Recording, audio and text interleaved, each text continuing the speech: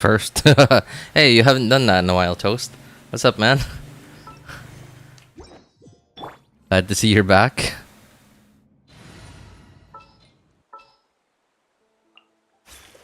It's time to pull the trigger.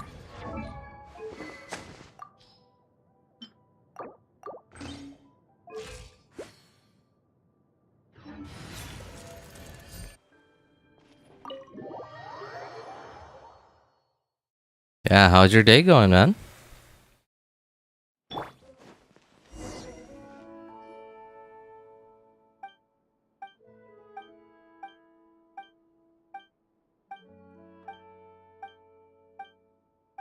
Honestly, I didn't really exactly look at the time, like how long it took me to finish this.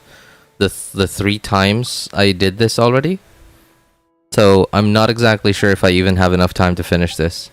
I'm sort of just hoping that it'll just go a little faster than when I did it the last 3 times. Because the last 3 times I did this, I sort of just did this while I was working. You know, I just had the dialogue like just auto playing in the background. Anyway, today we're focused, we're not working, which means I should be able to just spam through all of this.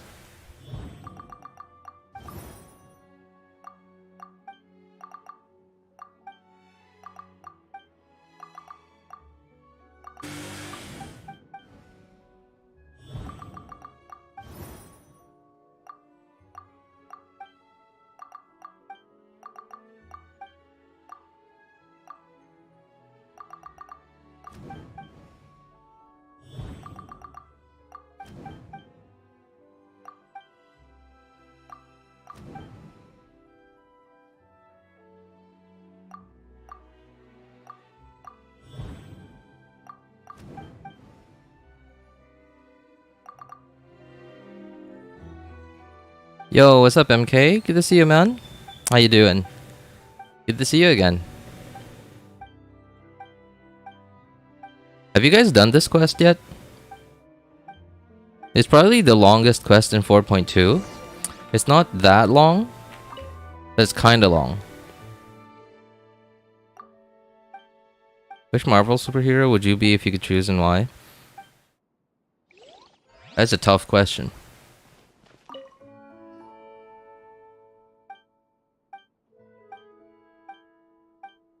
So, when you say Marvel superhero, I'm gonna assume that you're probably just, you know, you're thinking like any of them, right?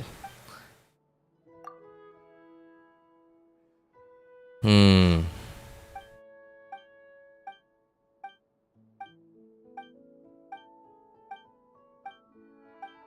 Man, that's tough. Because like all of them have their pros and cons, right? Like Tony could basically just solve any problem he'd encounter.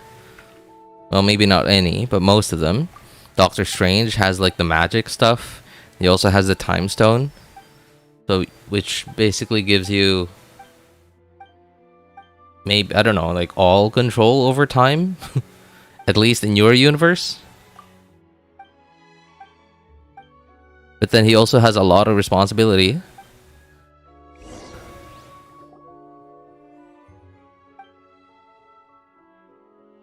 If you're talking about just powers and like none of the responsibility, power, probably Thor. Yeah, living for a really long time sounds pretty cool. 'Cause, you know, on top of being super strong, super durable, right? That sounds like a good thing. Like, look at what he did. Look at what he did. Like in, I think it was like the beginning of Endgame, right? Yeah, beginning of Endgame. He was basically just living in his like village, in his house, just playing video games. I mean, like, sure, that's cool and all. You could do that, but I guess my perspective on it now is different because I haven't had enough of like the lifestyle that me and like probably you guys too. I don't know, maybe your guys is different, but like this lifestyle that I have now, I haven't had enough of it for me to say I wish I had the opportunity to do other things. So right now, I think that would be cool.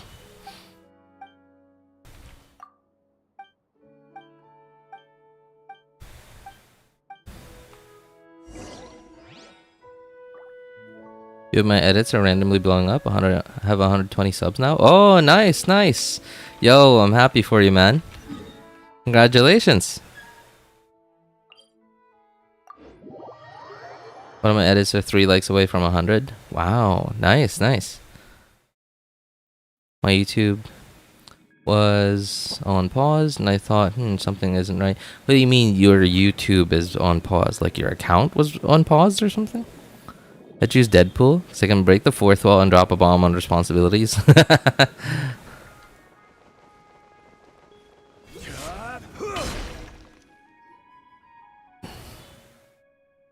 Living for a long time honestly sounds like a horrible thing. The world's bad enough already.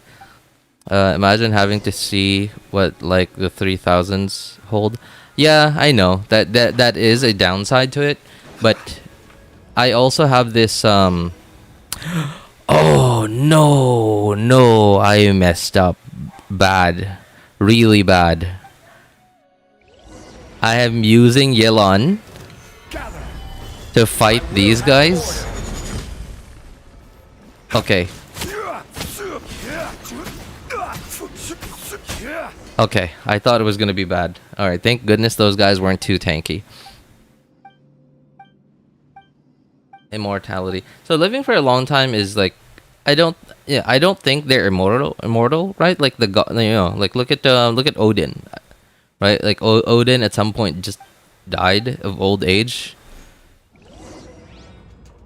Loki gave him Alzheimer's, and then he just died of old age. Like they're not immortal, they're not gonna live forever. But there's like, while there's this like sad and angry side of me that sort of just hates what humanity's done and seems to be on the way towards becoming. There's also the side of me that wants to see the whole show. You know, like just because the show doesn't look like it's going very well, like it's starting to look really bad right now. I don't want to leave in the middle of the show. I want to keep watching. I want to keep watching and see what's going to happen eventually. Hey, what's up, Thriller? How you doing, man? Right? And plus the fact that Thor, right? So Thor is otherworldly. Right? Like he's durable enough to just be in space. Which means, and okay, so while Thor cannot, without Asgard, they don't have the Bifrost, which means I can't just teleport everywhere. So if Earth is doomed, if Earth is screwed because of nuclear war or whatever, I would just be stuck here if I can't teleport anywhere.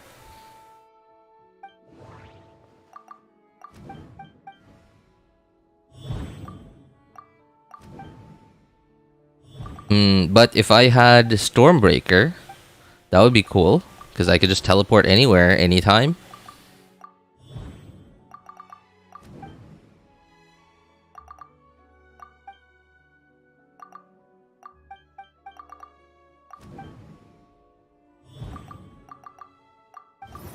Yeah, so if you gave me Stormbreaker, then I would say immediately, no questions asked, Thor. Right? Because like if Thor is screwed, I could just, I could just I could just bail. Alright, see ya.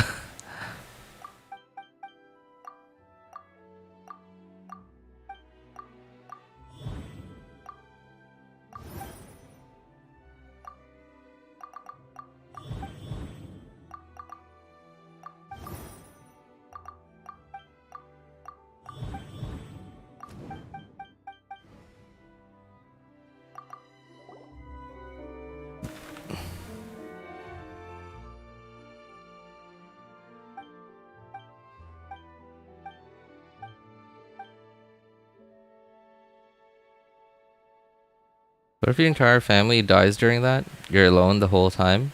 Even if you get friends, they die before you do. Yeah, eventually that will happen. But then, like, I would just keep going. Like, what else is there to do? Just keep going. Continue to watch the show. Like, you're gonna go through a lot of heartaches, a lot of heartbreak. right? You're probably gonna you're gonna end up like saying goodbye to like multiple generations of families, like your family, your wife, your children, and their children after them. You're gonna do that a lot, but then that's up to you if you like will if you're going to live like a regular human, like, I don't know, life, right? Like if you do, then cool.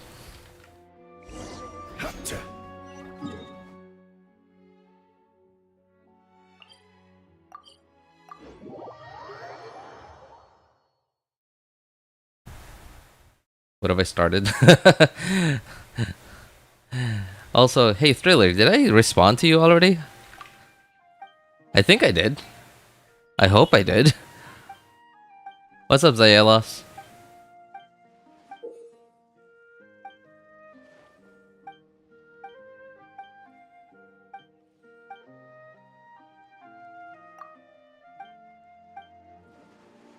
Half of them is Uncle Ben taking the pics. I think the last time I've been to a stream was August. How have you been? Have I missed anything? How are you? Yeah, it has been a while. Yeah, I'm okay. Thanks for asking, Myriad. Certainly not doing as great financially, but hey, I'm healthy and I can still work, so, you know, it's not the end of the world yet. Appreciate you asking. As for missed anything, I mean, like, if by not watching my stream you also haven't played Genshin, then yeah, you've missed quite a bit. But if you've still been active in Genshin, then no, not really.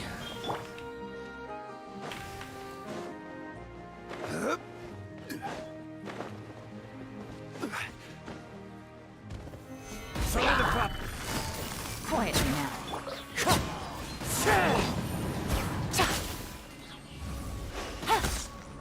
Come on. Thank you. Easy money.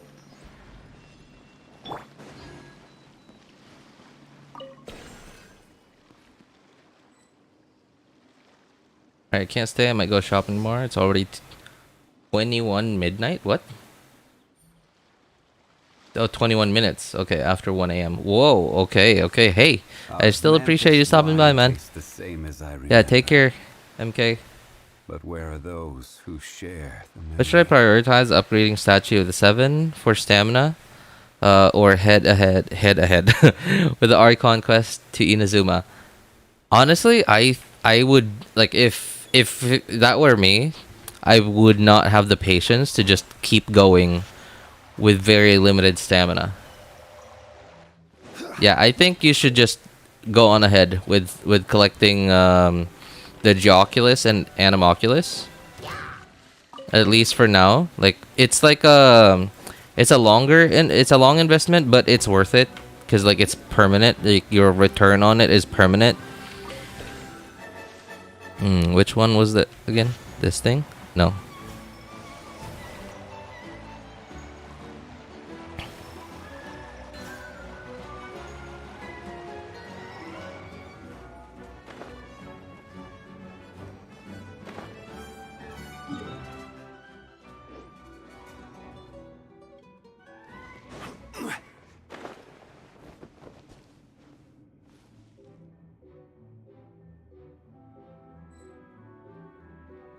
Want Furina so bad. Like, I genuinely don't remember wanting a character this bad since Raiden.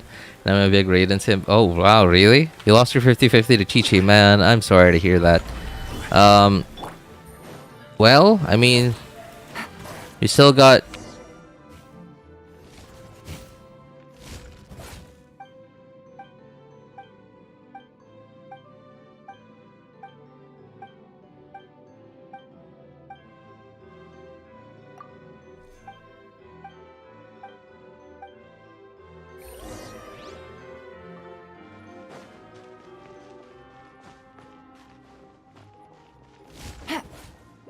Take it easy.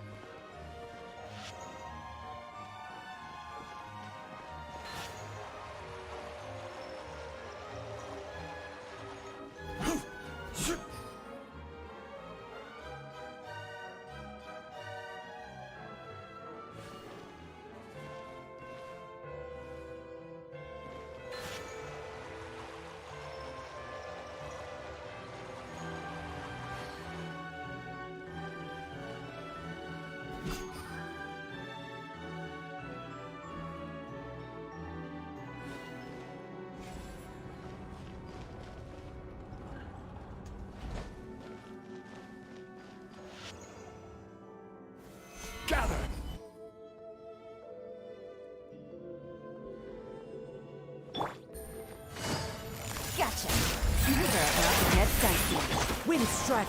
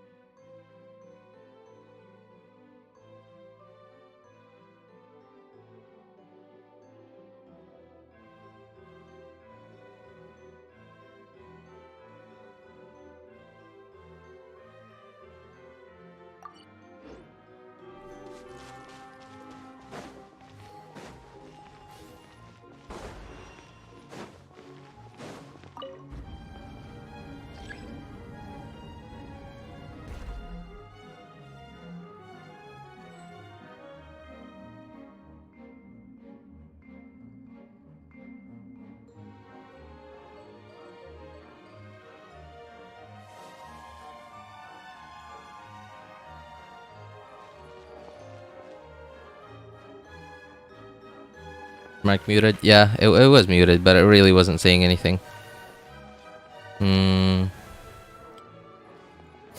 Oops. I was just thinking. I was looking through chat. Trying to see what I missed. Do you have any primo grinding tips? No. I don't even grind primos. Oh, you know what? I guess I don't grind primos because I hardly ever wish. Like, I'm so picky about the characters that I wish for. Like, I skipped Neuvillette, right? And I knew how good he was. Like, you know, not particularly because he had a good kit, but I'm also not saying he had a bad kit, right?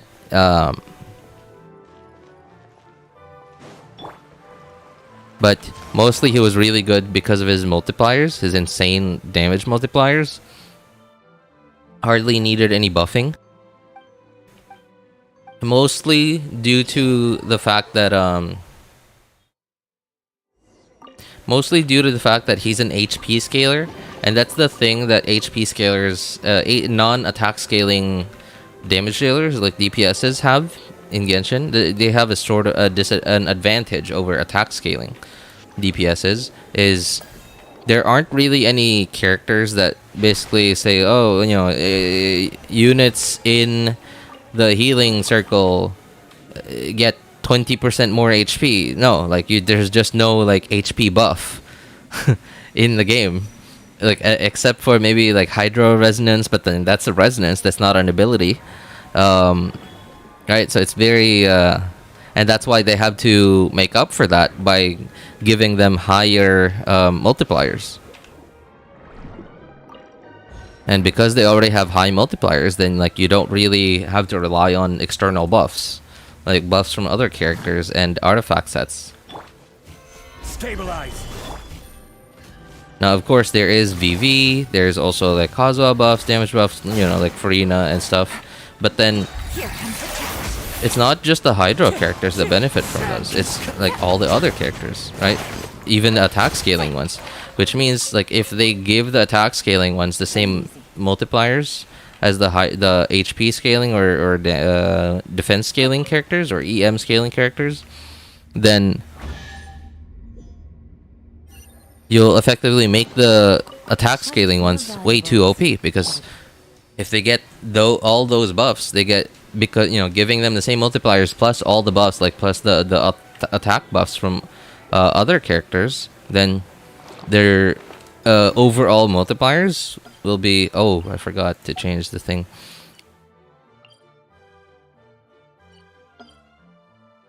Will be much higher overall.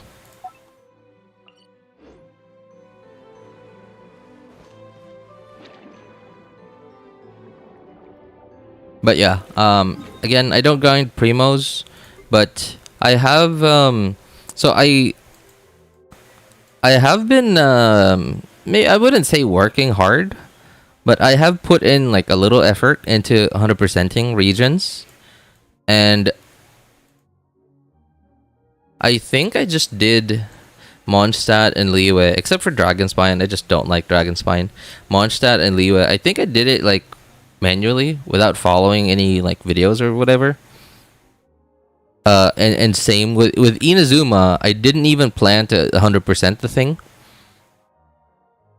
It like the thing that just that something happened, you know, like that time when we got like a permanent-ish Ayaka banner because Shanghai got locked down due to COVID, and then they couldn't update the game.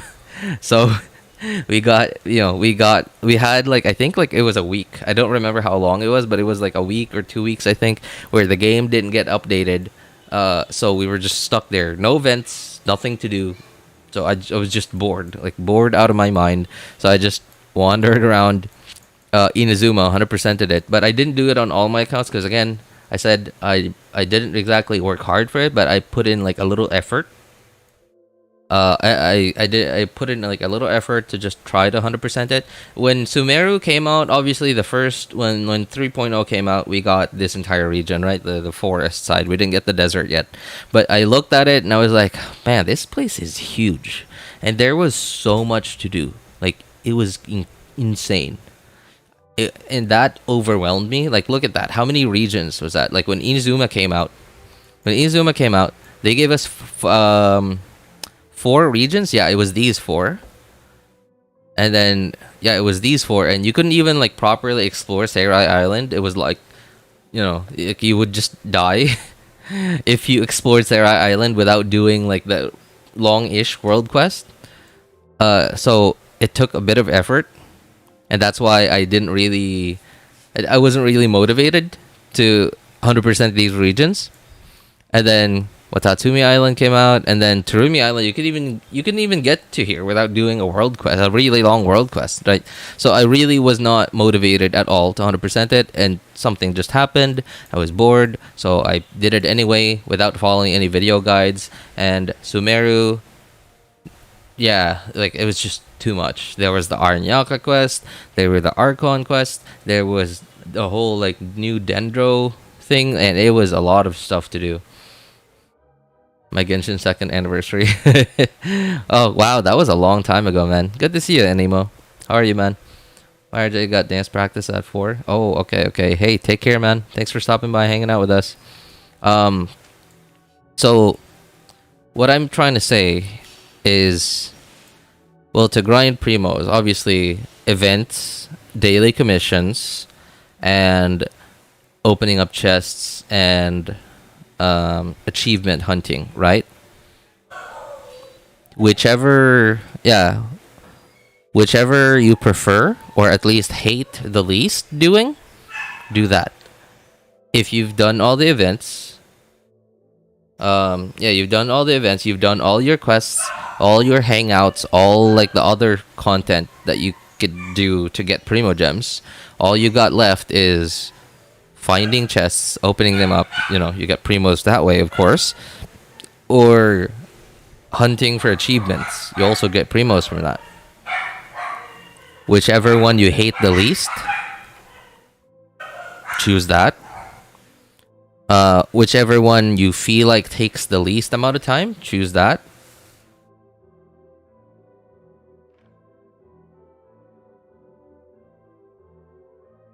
And if just going around on your own, like exploring on your own, like blindly, if that's not, you know, if you prefer like chest farming, then you could either just go in blindly, use up a lot of time just circling around and around like the same places you've been, or just follow somebody's video on it to 100% an entire region.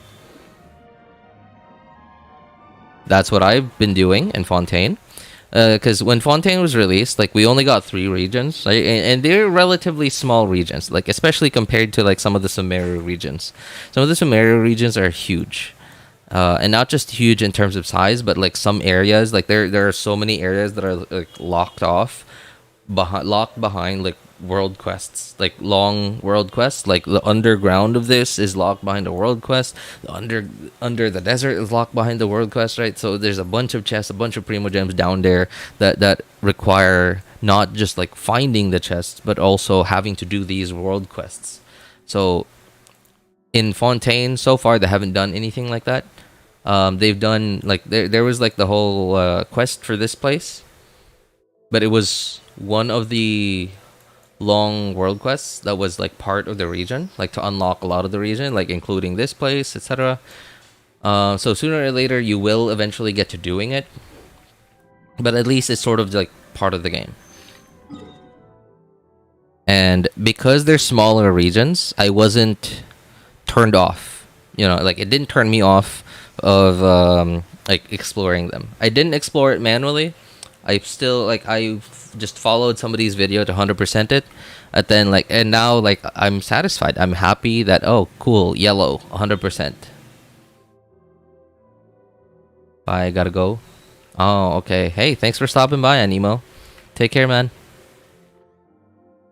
Yeah. Anyway, if your goal is like just pure efficiency, how to get as many primo gems as possible, just follow somebody's video to hunt. Like do all your quests, world quests, you know, your Archon quest, world quests, maybe even hangouts if that doesn't bore you to death. But once you've unlocked like all the parts of the map, all the the underground, underwater, hidden regions of the map, then just follow somebody's video.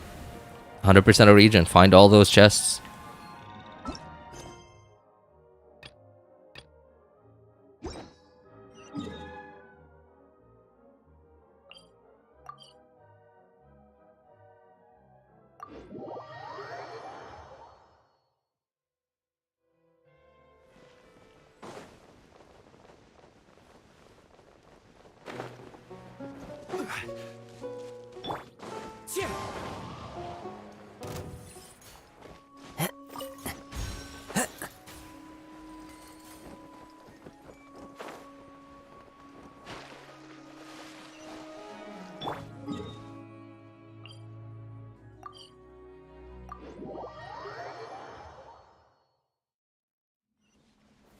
Gather.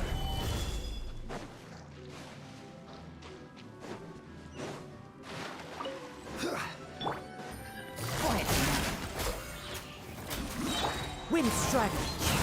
Game's up. Time's over.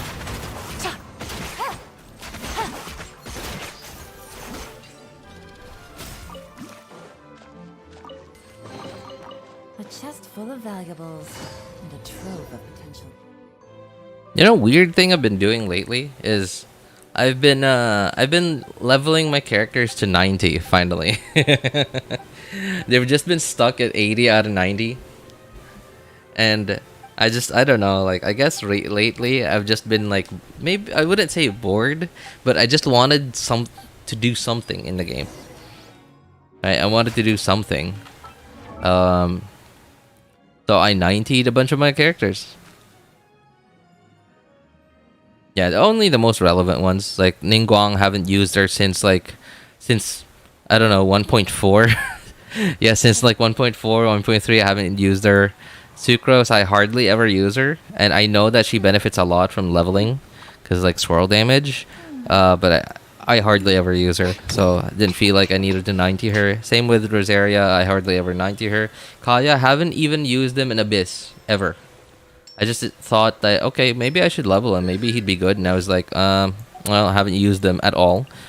Charlotte, haven't ascended her yet, but I don't know. I don't think I will 90 her. She seems like a very niche character that I really only even considered raising because of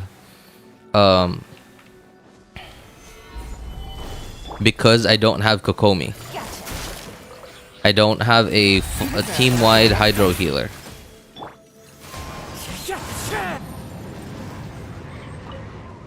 If I did have Kokomi or any other like hydro team-wide a team-wide hydro healer, then I probably would not even have raised Charlotte. Where's the thing? Oh, here.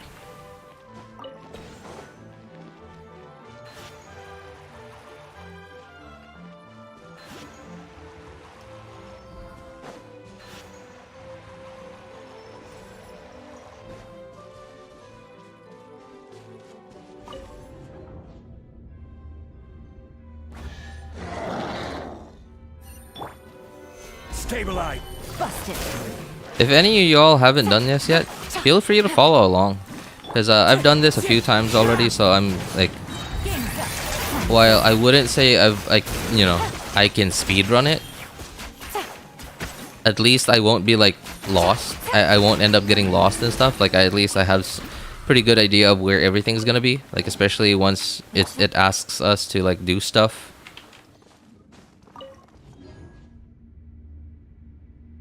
And feel free to contribute, by the way. Like if you guys know of a chest that I like miss, or like a challenge or something along the way, then feel free to let us know.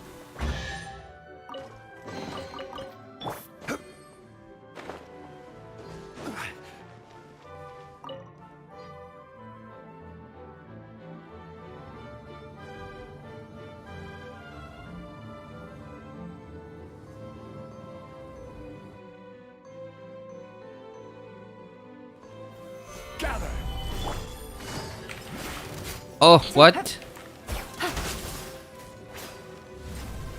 What is wrong with this? It just won't drop. About to get dicey. Quietly now.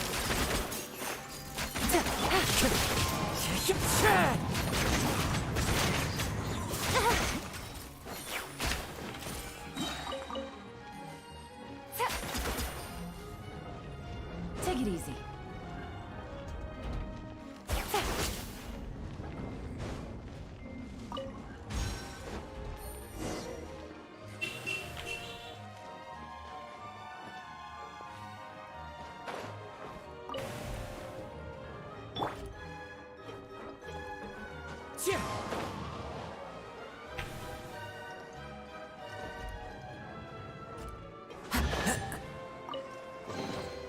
Who says there aren't benefits to a lot?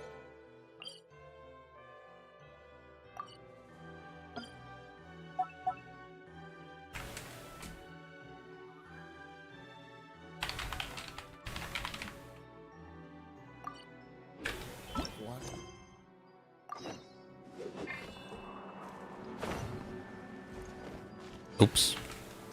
Follow the wind.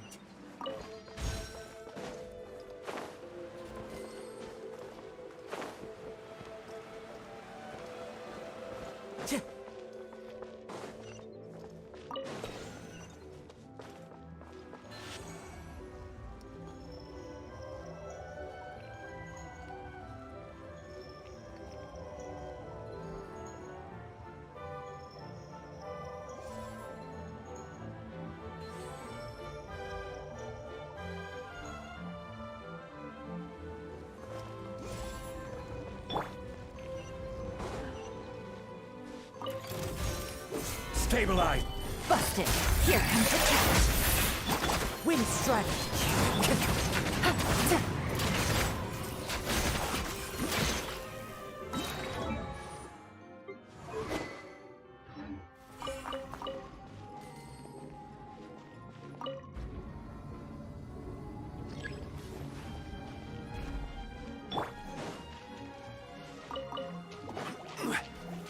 Solidify.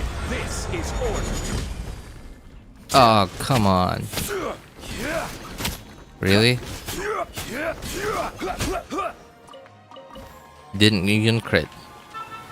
This is a DPS wrongly, by the way. 60% crit rate. I know it's far from 100, but come on. 60% didn't crit? Jeez.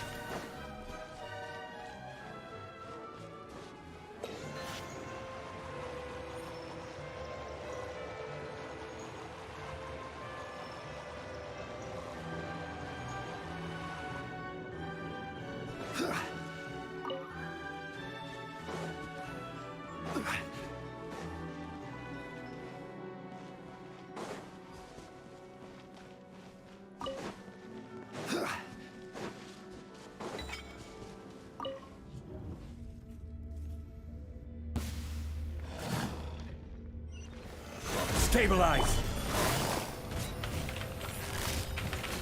Game's up. Time's over.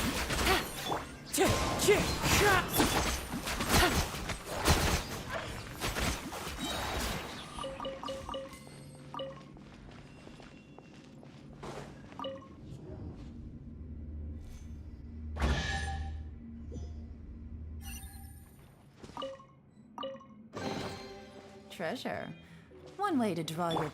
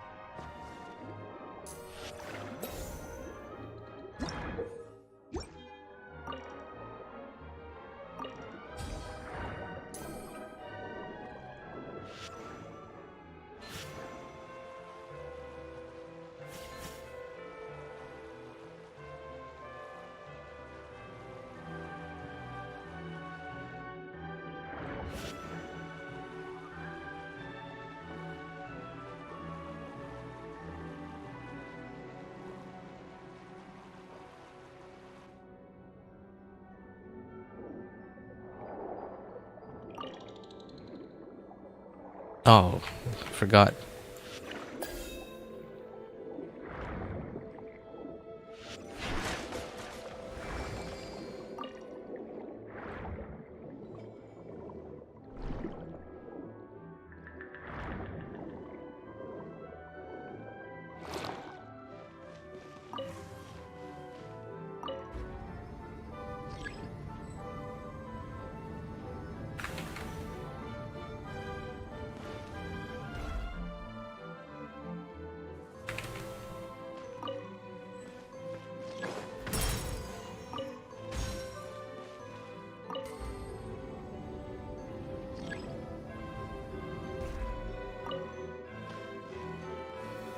Solidify!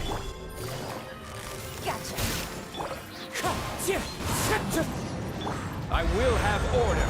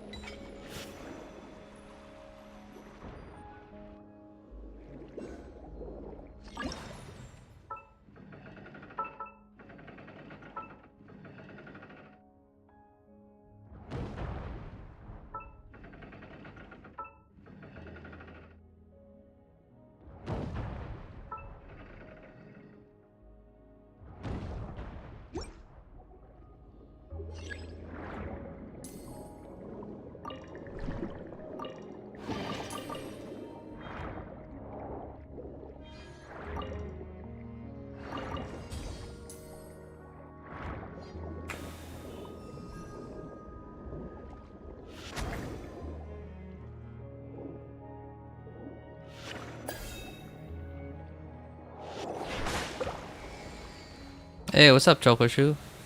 How's Abyss for you guys? Abyss is okay. It's not, well, it's pretty, I think it's pretty hard, I think. Um, you know, same as always, it's not going to be much of an issue for like whales or people who have like vertically invested into a lot of their characters and stuff. But for a lot of people who aren't, like, who are still like pretty far from endgame, like they're still like, I don't know, AR-45 non-whales, AR-45, 50, or maybe even 55, I think it's gonna be pretty hard. Yeah, especially plus the fact, you know, oh, especially because the fact that a lot of them are still lacking a lot of the characters that make that are, maybe I wouldn't say required, but make dealing with certain enemies or mechanics easier, or at least less annoying.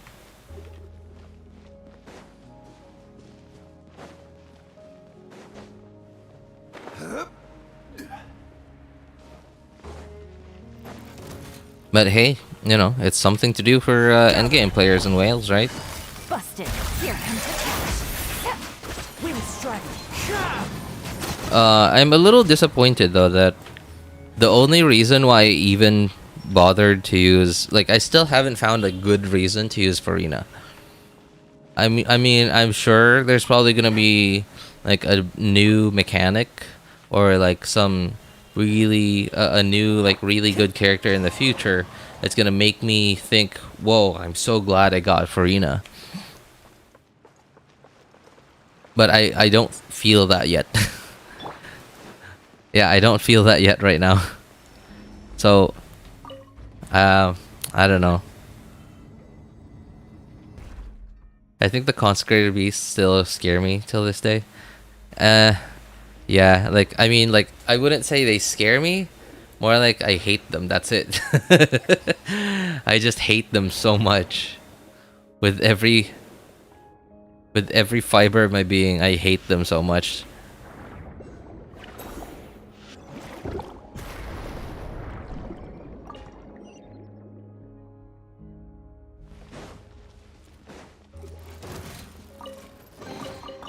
Unsolicited, and all the more valuable for it. Did I release the thing? Oh, it's not here yet. Okay.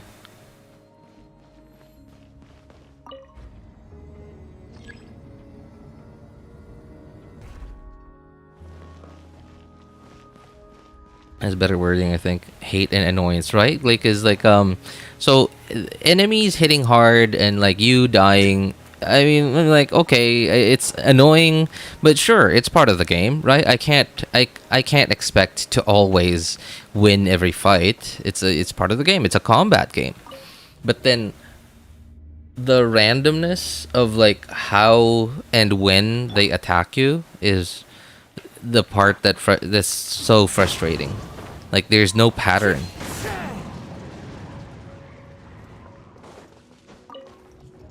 There's no pattern, and like there is sort of a pattern, but it's so limited that it's still, it's like it's RNG. Oh, it's all RNG. There's already RNG in artifact farming and stuff, and like you even want to put RNG in like how the enemies behave. It's so annoying.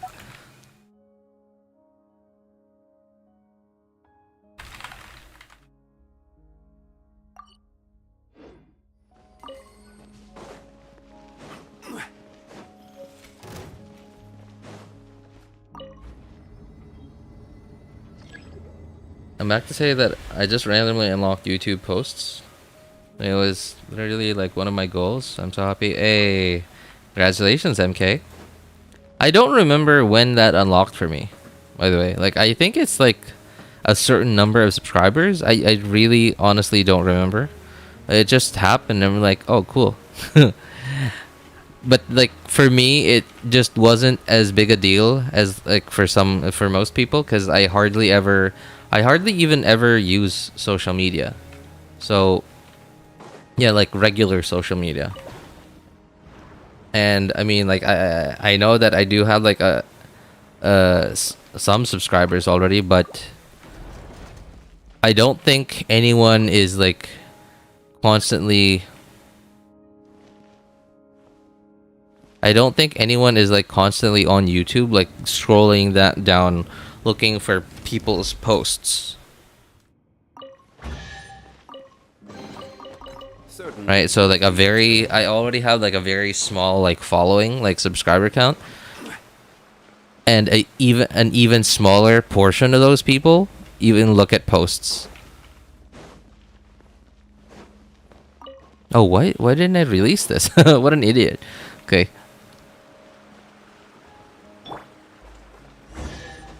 Okay. A fateful offering.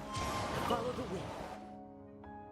I think the first half is still beatable, even if you don't have Furina, but Mono Hydra works pretty well there. Yeah, Furina certainly is not a requirement. Yeah, Furina is not a requirement in this Abyss. Like, it's weird though, right? Like, typically, they make Abyss so that it makes you feel like you want to have the character. Oh, I guess it's because.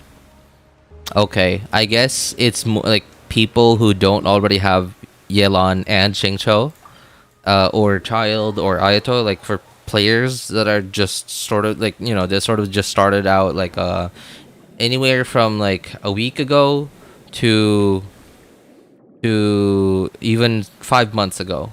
Probably only have Xingqiu, probably only have Yelan, probably only have Ayato, but like they only have like one decent Hydro character. So I guess like yeah, for the newer players, like they will feel like, I heard Furina has off-field AoE Hydro damage, so she's gonna be really good here. Yeah, I guess I get that the, you know, the current Abyss does sort of make the players feel like that. Yeah, but it's not as urgent, and like Furina is her kit is cool and all, but there's such a needing a healer to do it at least efficiently is the caveat. It's like the trade-off, and there's nothing wrong with having a trade-off, right? Because if there's no trade-off, then like a character would just be OP, and that would not be good. Oh, hang on.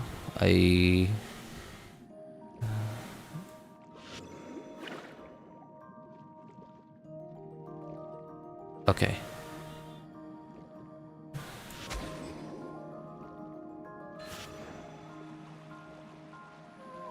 Ah, yes. Okay. This is what I wanted to do.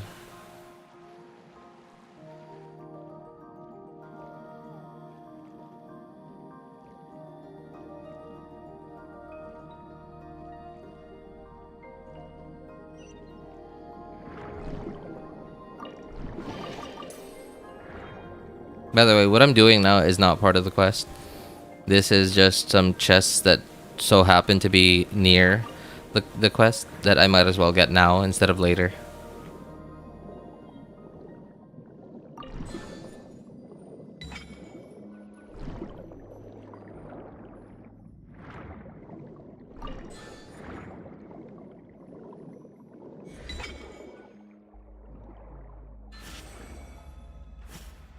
No, that was right. Okay.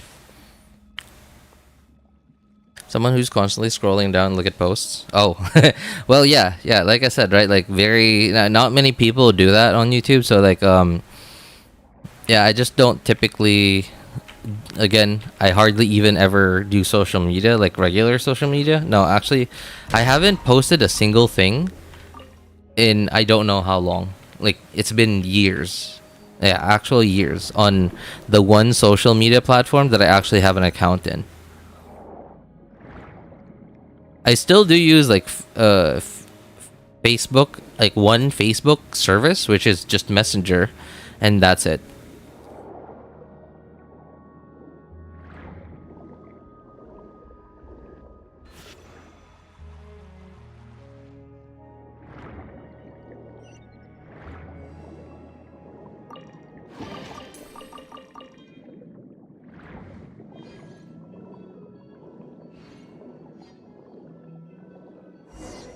Oh, no, no, no. There's a Hydroculus up here. And I don't want to have to climb for it.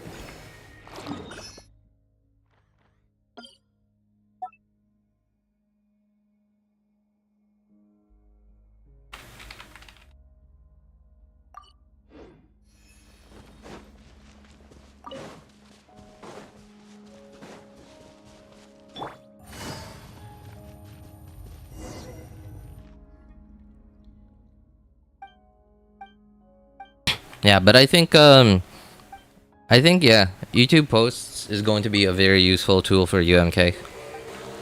Abyss Blessing, the character features on Gacha. Yeah, and I guess I actually I don't blame them. I don't blame Hoyo for using Abyss, or basically, you know, because Abyss is part of Genshin. Genshin is something they made, right? Like, you know, it's their thing, right? I don't blame them for using what they own to try and sell something else that they own. Or no, rather not own, something else that they're selling, something else they're trying to sell. I don't blame them for doing something like that, but yeah, I just I'm a little disappointed that I finally didn't skip an Archon on their release, and I just don't feel like, you know, I just don't feel like how I would have felt if I didn't skip Raiden Shogun, or if I didn't skip, or if I didn't skip Nahida, or if I didn't skip Zhongli.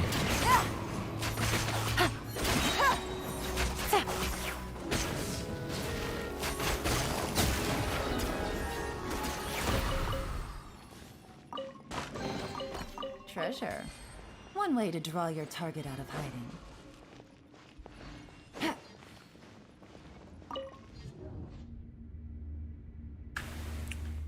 I want my Traveler to be OP so I can solo the boss. I mean, technically there is a boss at the end of this quest that you get to, I guess, solo. I think Furina is really good, but not like Nahida, which makes you like I really need to pull for her. Yeah, yeah. They did make Furina again, like she.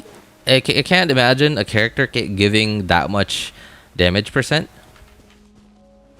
Right? Like, that is a lot of damage percent for a character to have. But at the same time, like, there is a trade-off, which is, okay, because you drain so much of everyone's HP, and it's also a, well, maybe not a requirement, but it'll make it easier for you to get more of her buff if you have a really good team-wide healer. So that means now you gotta slot in a team-wide healer and replace somebody on a lot of your typical teams. Oh, this is something I actually didn't find, by the way. Yeah, like, I don't know if you guys know where the key to this is. I actually didn't find the key to that.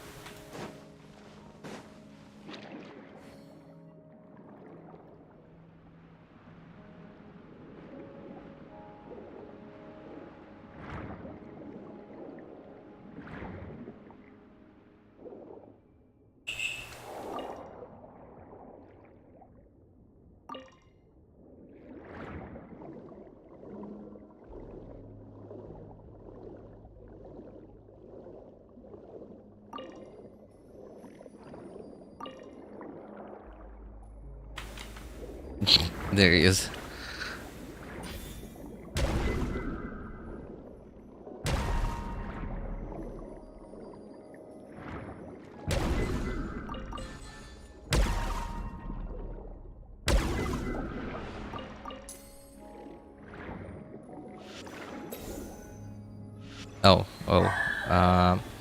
Gotta find the thing.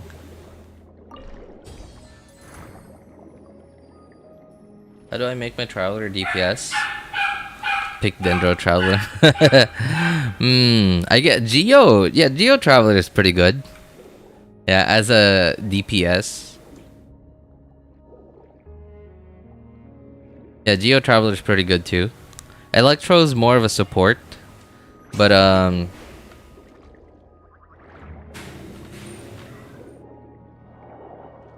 Yeah, and Dendro Traveler, you know, like put him in a spread team, right? Like give him really good DPS artifacts, give him a decent amount of EM, and then put him in a spread team.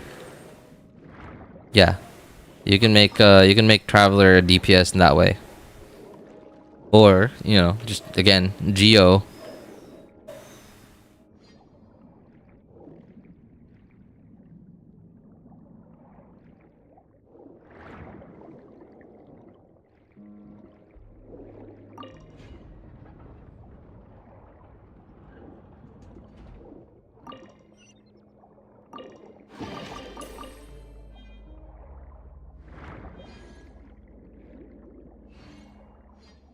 I finally didn't miss your stream. Hey, good to see you again. Loading? How you doing, man? Yeah, I know. I do stream at like pretty inconsistent times, and that's my bad.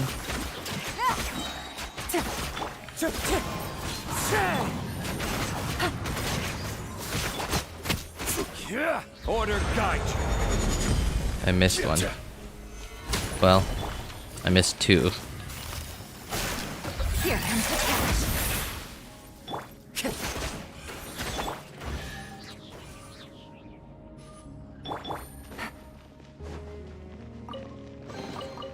A chest full of valuables and a trove of potential clues.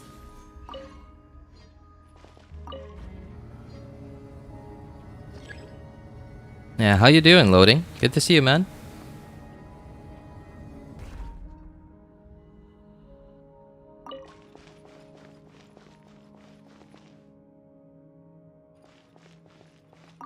Yeah, does anybody know where the key to this place is? Or is this gonna be another quest? Yeah, I've done, like, this is my fourth time doing it, and I didn't really like, look that hard where the key for that place is, but I also... Yeah, I also sort of gave up pretty quick.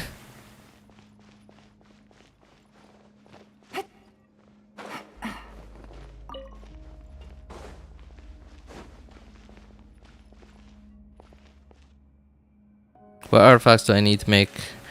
No element traveler DPS. I imagine he just scales off of attack. So just, you know, just like any other attack scaling DPS. Attack, crit rate, crit damage.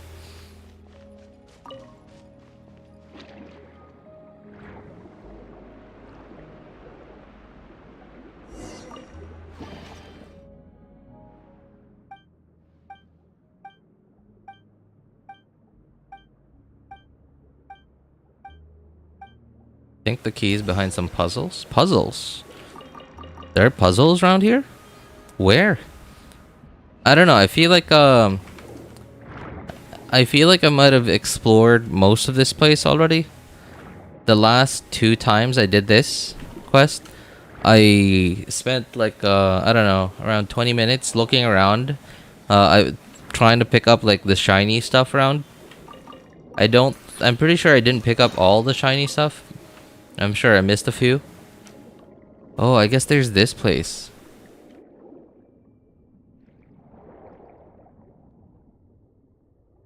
Oh, wait a moment. This looks like... No. Okay, no. It's completely isolated. I thought it was gonna be similar to like that one room from like I forgot which one it was from. It was from one of the temples. The one room that was only accessible from outside and not from the inside. Does physical bonus work with non-element traveler? Yeah, physical. Well, if he does white damage is physical, so yes.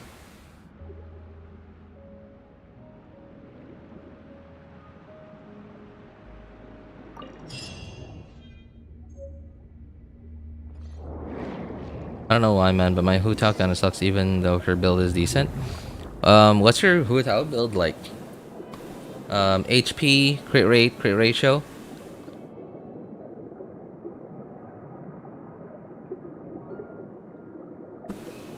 And EM? Yeah, how much you got now? Yeah, HP, crit rate, crit ratio, and EM.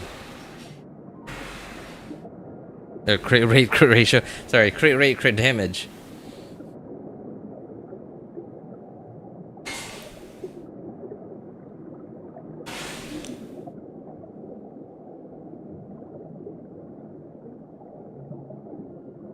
Well, Hu Tao's attacks, if you aren't vaping or melting, aren't weak. They're also not that strong. So, you gotta make sure that whoever you're pairing her with, you either vape or melt your attacks. Which means you're gonna have to pair her with characters that apply enough hydro or enough hydro or enough cryo to make sure that enemies consistently have hydro or cryo on them, so that your Hu Tao, every time it she charge attacks, you either vape or melt. Otherwise, she's not gonna hit very hard.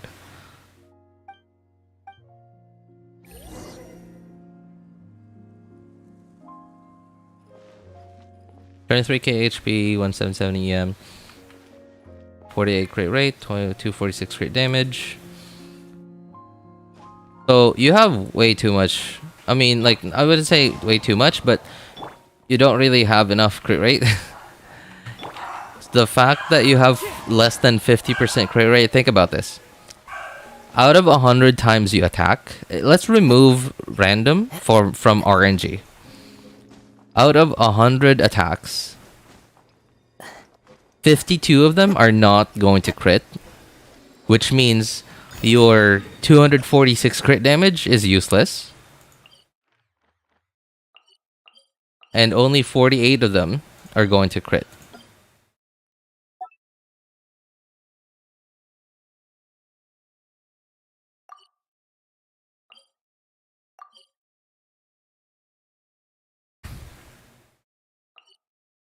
Yo, what's up, Slug Boom? How you doing, man? At least have 50% crit rate. Well, it's not ideal at like having just 50% crit rate, because like that would mean you basically crit only every other hit. But yes, it is certainly ideal. And oh boy, that was a mistake. I hope this teleports me up there. Yes, thank you. Okay, it's not ideal to only have 50% crit rate, but yes, that would be better. Like critting every other hit would be better than whatever you got going right now. Yeah, like okay. Let's try and so your 1770 EM that's actually decent that you have EM. HP is low for Hu Tao, 23k. Typically, you would want to get anywhere close to 30k. Anywhere above 30k would be even better. But, you know, as long as you're not sacrificing other stats to get above 30k, then that's fine. Like, just get anywhere close to 30k. If you can get to 30k without sacrificing other stats, then even better.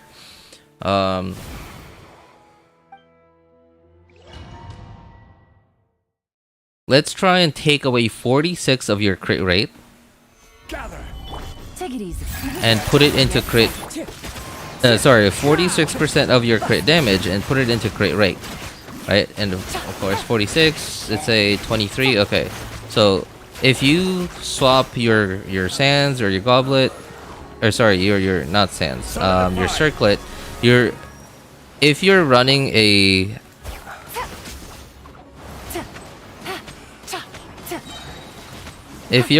a crit damage circlet now, and if you swap to a crit rate circlet, and we somehow manage to like take away, yeah, that would be basically, depending on if you're on a crit damage circlet and you just have like I don't know, let's say you have 0 crit rate on that circlet, right? Like no crit rate substat at all. So you'd essentially, and then you swap it out for a crit rate circlet that has 0 crit damage, 0 crit damage, no crit damage substat. You'd essentially be Okay, how much is a 62%, right? Yeah, 62%. So take away 62 from, hang on, 246 minus 62. I really don't want to do math right now. So okay, but then we'd take your crit damage would go from 246 to 184, but then your crit rate would also go to 79%. 79 184. I would take that any day over over 48 246.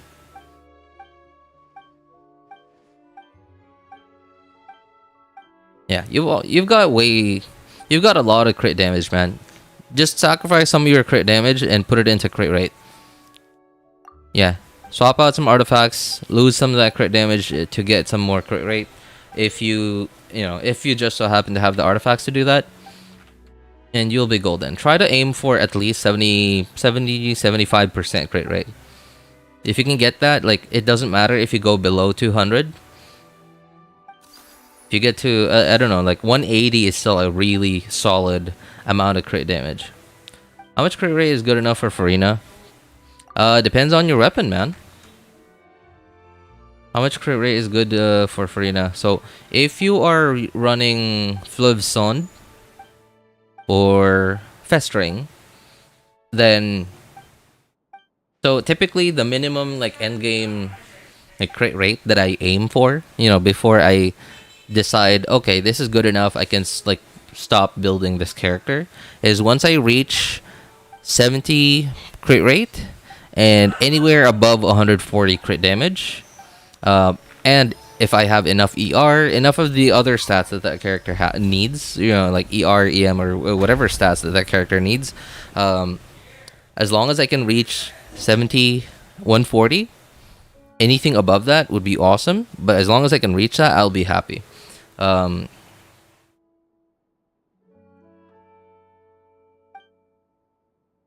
Yeah, so I guess, yeah, for crit rate, just try to aim to get at least 70, and then, like, once you get 170, 140, that's it. You could stop thinking about it. If you get more, even better. If not, then it's okay. 70, 140. Just prioritize your ER as well. Like, make sure you get to around at least 200 ER if possible, or even 220. 220 would even be better. 220, 230 to make it super comfortable to get her burst back on cooldown. Yeah, like I think 230 to 240 ER would be best to make it comfortable, even with solo Hydro, just for on the team, and no other Hydro character. 50-60% crit, but ER still needed on her. Yeah. She actually does need ER, because, like, otherwise you're just draining your HP for no reason. She doesn't really... If you don't burst on cooldown on Furina, you're just draining HP. She is dealing a good amount of damage off field. She's applying Hydro, sure, she's doing part of her job, but then you're also draining all your HP and not really benefiting much from draining HP. Furina has a lot of crit rate on her kit. Yes, she scales with, her ascension status crit rate. I got a new letter from an informant. It looks like the situation has changed again. I just switched my hotel stance with Shanglings. My HP went up to 30k, 52 crit rate. Yeah, right? That's really good. Yeah, try to get a bit more, right? Like, if you're running a crit damage like circlet, try to switch it to a crit rate sands or a crit rate circlet.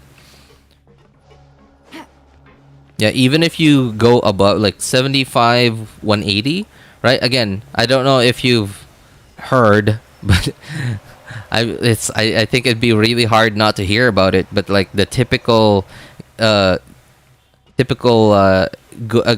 good crit ratio is 1 to 2. That's why everyone says that 1 to 2, right?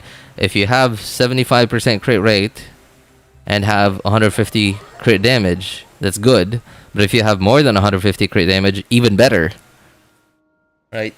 crit damage isn't all your damage, because like if you have 1%, if you have 500 crit damage and 1% crit rate, you're only going to crit 1 out of 100 times.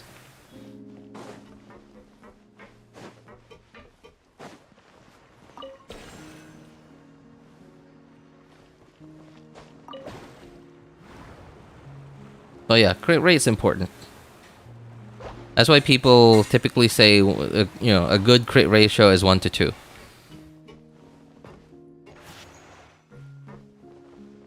Yeah, but then like 1 to 2, like oh stop. Okay, but then like in really early game, having like a lot of people would probably only have like I don't know, 50. No, maybe not 50. Like 70 crit damage. 70 crit damage, but that doesn't mean that you also have to just aim for 35 crit rate. I wouldn't mind just having 50 crit damage, but having 50% crit rate. Compared to, yeah, I would actually prefer 50% crit rate and only 50% crit damage compared to like 30% crit rate and 70% crit damage. I would prefer more crit rate, because like I would prefer to crit more often, where my crit damage stat is actually being used, rather than critting less often and my crit damage stat is not being used.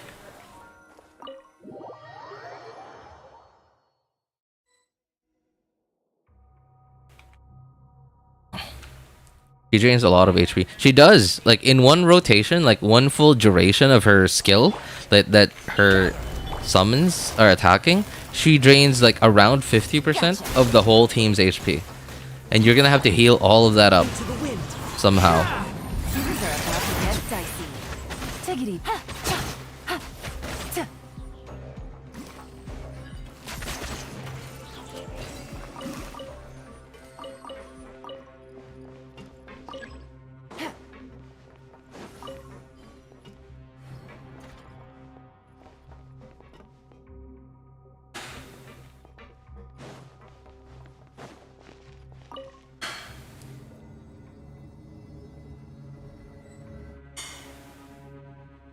I finally decided to spend my Primo Gems to get C0R1 Furina. I'm actually waiting for Nivelet rerun to spend some of my leftover Primos. 90k, 90k, jeez. I should have gotten him before, my bad. Yeah, I feel the same way, man. Although I'm still not sure if I will pull for Nivelet when he reruns, but I am leaning quite a bit towards it.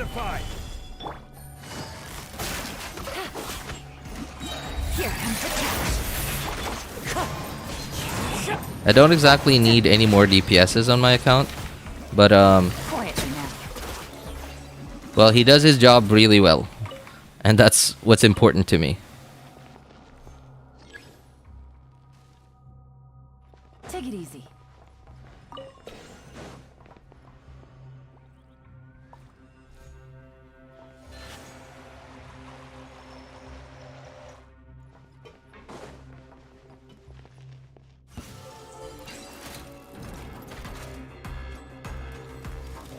Oh, whoa, hang on. I was looking at chat. Gotcha. I forgot there were enemies here.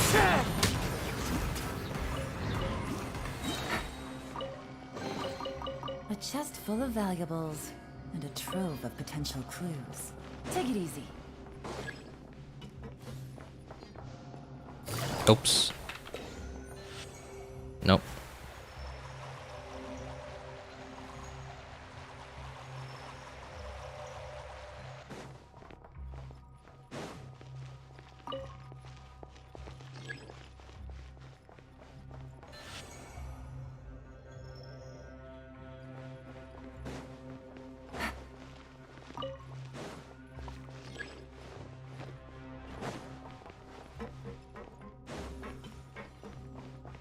Stop moving the camera. It's so annoying. I hate it that they're forcing me to. Okay, I understand. Like it's like helping. It's supposed to help me where I should be like looking at or going. But you know, it's kind of annoying that it's forcing the camera to focus on that one spot. Like instead of me looking at it like this, I'm walking towards there and it's just doing this. Solidify.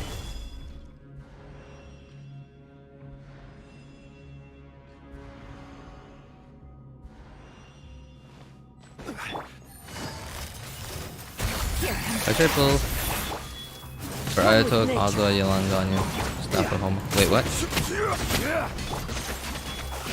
I'm a little confused with the question.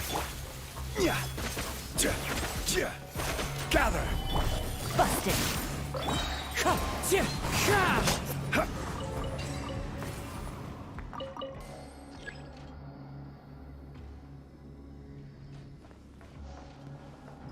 Oh, that was fast. What should I pull for Ayato?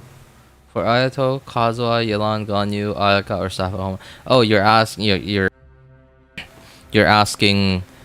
like which one of those would be the best to pull for? I'm assuming. I'm sorry, I'm a little confused with the question.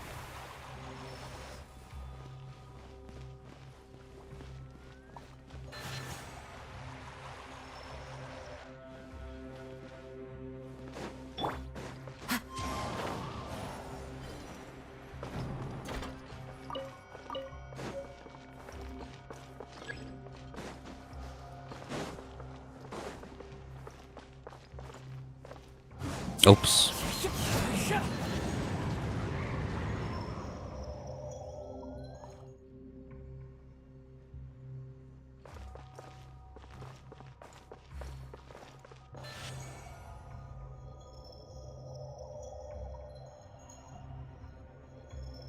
When it comes to characters, I think that's really subjective, man. Especially when it comes to DPSs. Because a DPS's job is just to do damage.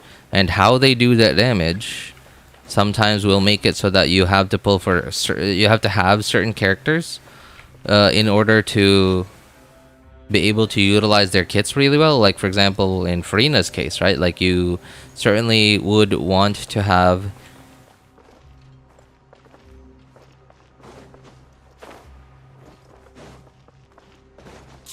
certainly would want to have a certain, like, a good team-wide healer to be able to maximize Furina's utility.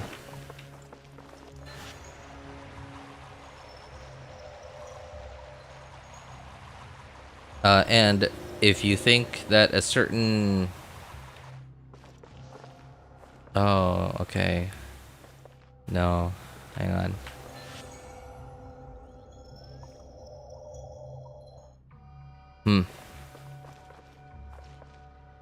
Ah, yes, okay.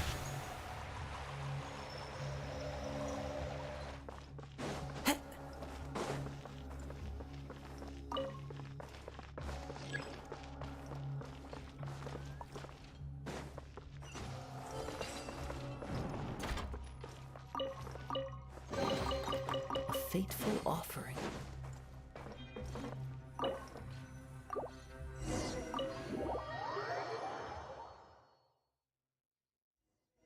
Kazuha, Yelan.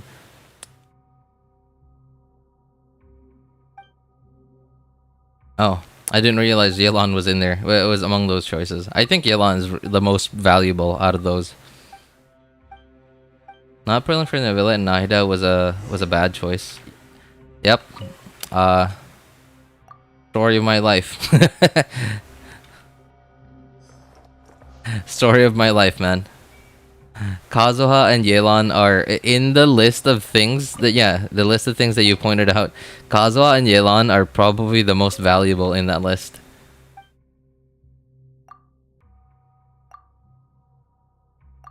Muta still doesn't crit, but at least I can display her and impress people.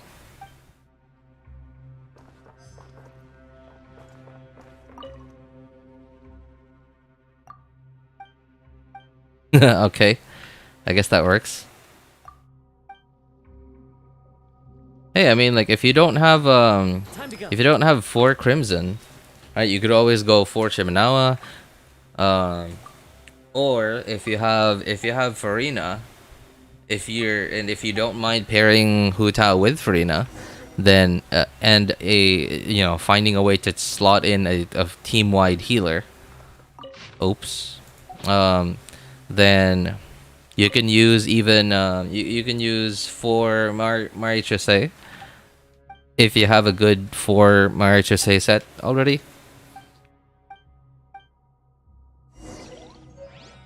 Because that artifact set gives you so much crit rate, man.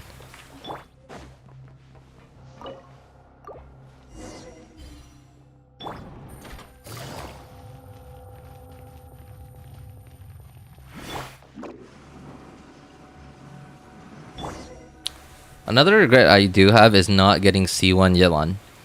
I did go for C1 Yelan on my second account, but I didn't go for it on my third and main accounts. And that is a minor regret that I have. I mean, Kazuha and Yelan are very flexible. There are also my choice between those options. Yeah, me too. Between those options, Kazuha and Yelan would be my first pick.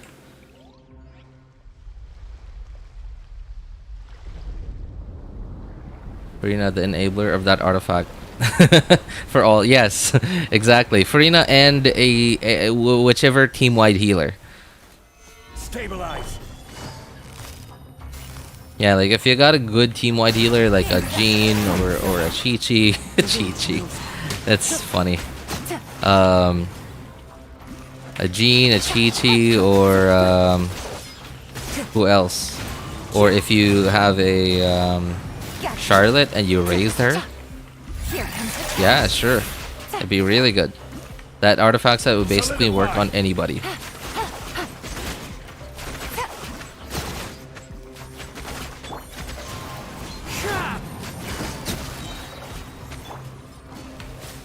Stabilize. Time to go. Into the wind. Quietly now.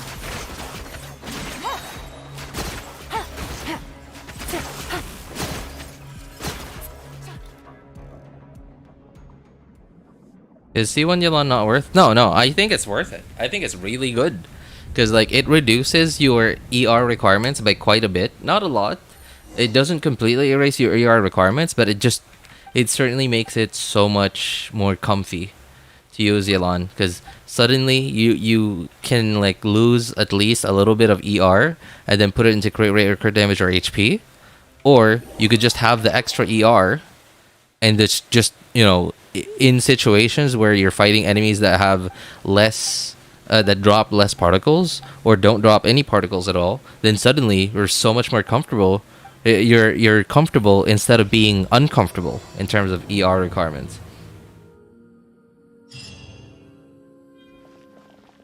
Plus the fact that because it's an extra charge, it's not like Sacrificial Sword. Like Sacrificial Sword, your skill has to do damage for it to proc. So if you use your skill on an enemy that has a shield, it won't proc, and you'll suddenly only have you'll suddenly only be able to use your skill once, right? Like for example, you have Xingqiu, you're fighting Pyro Abyss Mage. Instead of having two uses of your skill, you only have one because your skill didn't do damage because he has a shield on. But compared to Yelan's C1, you just have 2 charges and it doesn't matter whether it does damage or if it hits anything. And not to mention the overworld convenience that it at least like for me, I actually really like the convenience that it provides for overworld traversal, like land traversal. I think it's really nice.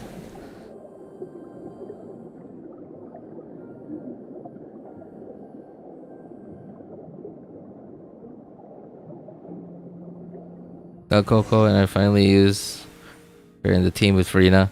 With Kokomi, you can even have like a mono hydro team. It actually, yeah, like you could actually just do that. Yelan, Kokomi, so Kazuha, Yelan, Kokomi, and Furina. That's a team right there. That team's gonna do a lot of damage.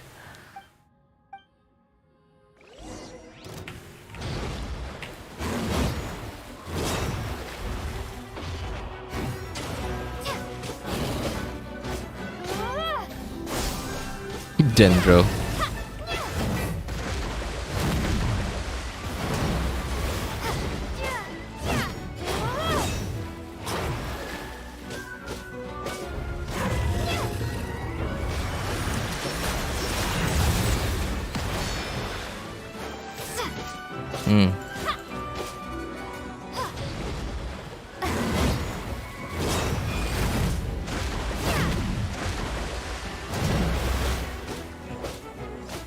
When do I get the the charged attack thing?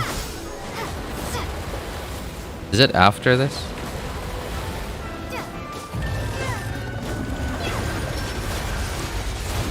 Can I walk, please? Thank you.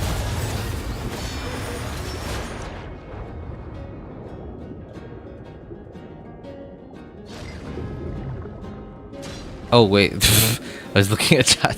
Jeez.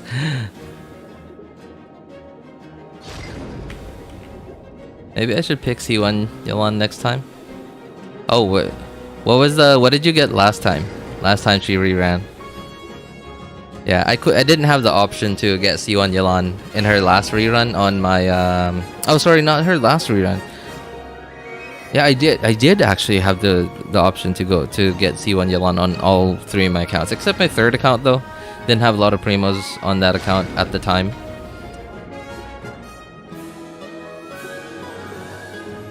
Find myself struggling sometimes, even if I have Xingqiu with Sacrificial Sword.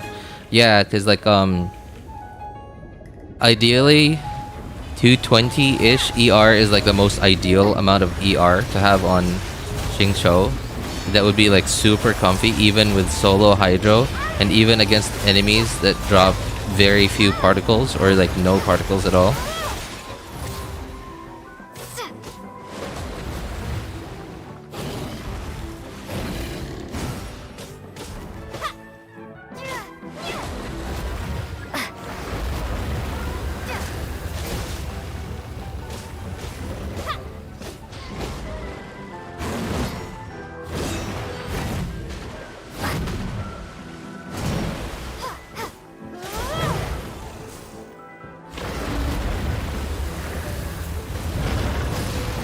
Homa on her last rerun? Her last rerun?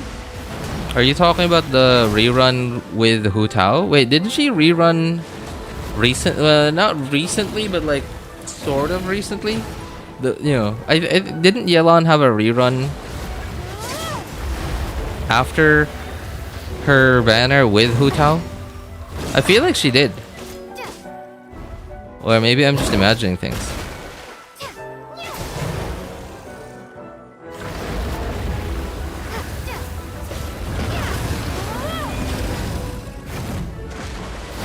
That's big.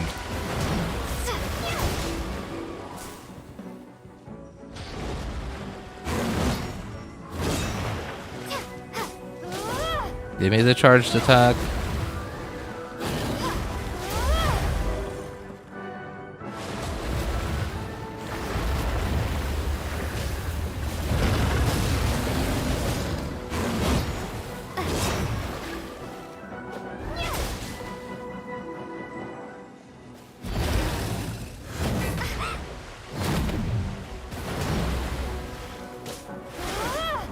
Come on, glow, thank you. And I got the aqua, so sad. The need to open wallet for Homa, the sad reality of the weapon banner. Oh man, that's painful. I'm sorry to hear that, man. The thing about aqua too is, okay, I don't know, did I do it on stream? I think I did do it on stream. I don't remember if I did it on stream. Oh no, I did do it on stream. I went crazy on stream in Yelan's last rerun. Yeah, oh yeah, I'm not imagining things. Yelan did rerun recently. Not like Yelan's last rerun wasn't the one with Hu Tao. It was the one with Linny. Yeah, I remember. Yeah, she reran with Linny. I remember now because I wished on the weapon banner on my, I think it was my second account, thinking that okay, well, whichever bow I get, I don't care. I just want one of these two for my second account, because on my third account I already have Aqua. At the time I already had Aqua. So I was like, okay, I guess this is okay for my Ganyu here long term. Aqua. I don't want to use Aqua on Yelan because it makes you have to sacrifice HP to get ER. And an ER sans is not as much energy as just Fav bow. So I prefer HP sans with a Fav bow.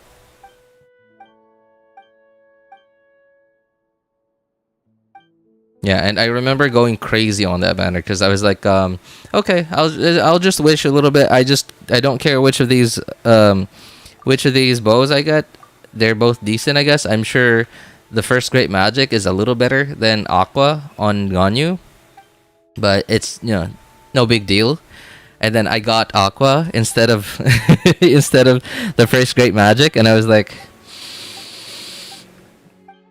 And then I just went nuts. I kept wishing and wishing. I didn't even like do the what's the thing? The wishing thing, the pity. I don't remember what it's called. Epitomized path. Yeah. I didn't even do the epitomized path thing.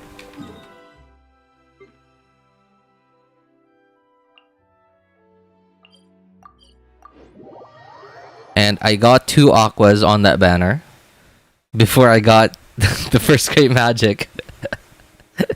That was so stupid what I did.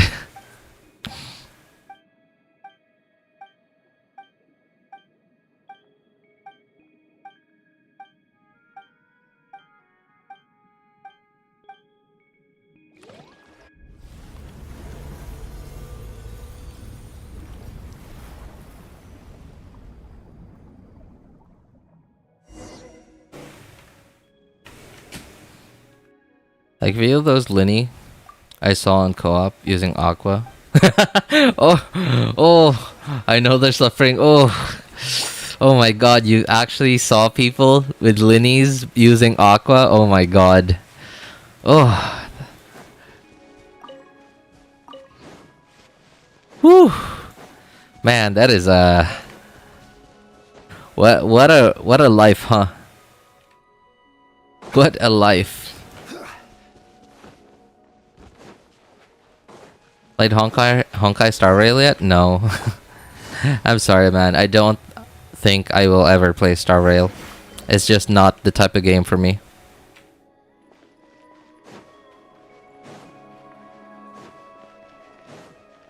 Take it easy. Yeah, it's a turn-based game. The only turn-based game I can remember playing like seriously and actually put in a lot of time into is a game called Gunbound. I don't know if any of you guys know that. Like, I actually really liked that game. I was pretty decent at it too.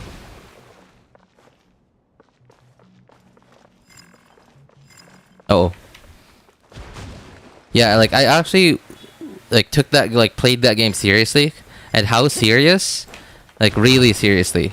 I got like my actual account got hacked. Like I got hacked once, created a new account, got hacked another time, created a new account, got hacked another time, created a new account, and none of my accounts made it to like Battle Axe rank because, well, it kept getting hacked. And then like by the time that I got hacked the third time, I was like, no, I'm out. But not because I was tired of Gunbound. I still really liked the game, but only because I was starting to play a different game at the time. Yeah, I was starting to play this game called Archon, which I have mentioned like a bunch of times on stream already. And it's very similar to Genshin, but it's very much PvP focused. And it's not open world. It's third person also. It's not open world, and It's not open world. It's PvP focused, and much of your leveling comes from doing what were they called? Stages. Yeah, basically domains that you have to clear through, whether it's a time attack or like kill all the enemies, or depending on the goal of that stage. Yeah. And it's not like with Genshin, right? Again, Genshin's open world, so you sort of have to go through the domain to do the domain. Where in that game, because it's not open world, like it's just essentially a menu, and then you just click on like what you want to do. But the actual gameplay itself is third person combat, just like what Genshin is. Anyway, haven't seen you in a while, Kazuha. How you doing, man?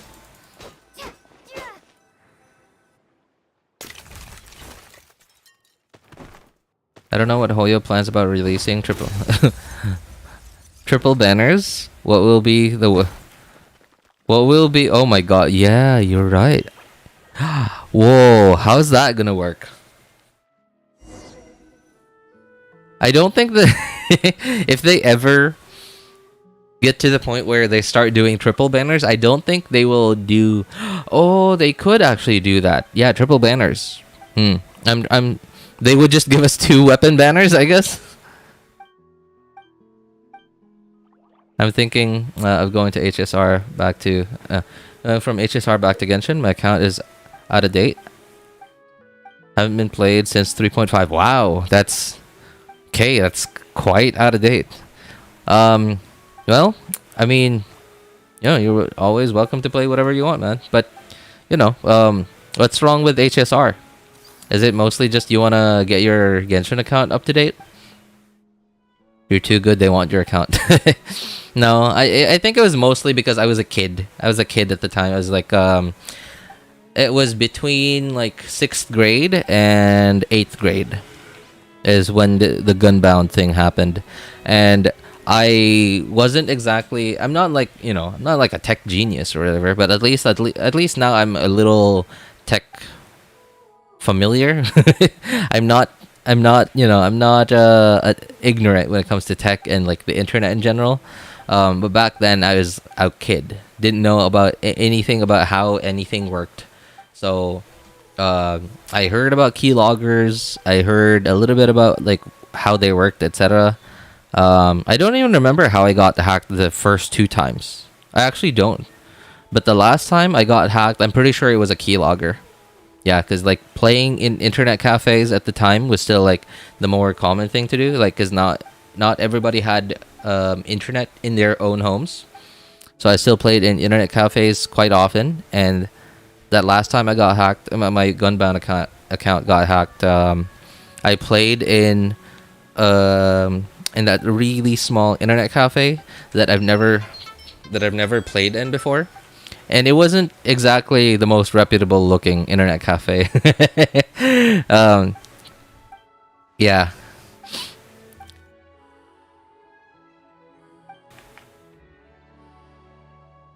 Just my interests are focused on Genshin much these last few versions, so I haven't been watching you. No, it's alright, man. Yeah, I understand. Like most of the stuff that I really talk about, like, okay, I guess it's like 50% Genshin and like 50% like random stuff, I guess. But yeah, I get it. Like, it's kind of weird, like, you don't even play this game and like you're watching this guy play this video game. He's not talking about the video game he's playing, but it's just still, I know. It's weird. Unless they put weapons with each banner, like they do in Honkai Star Rail.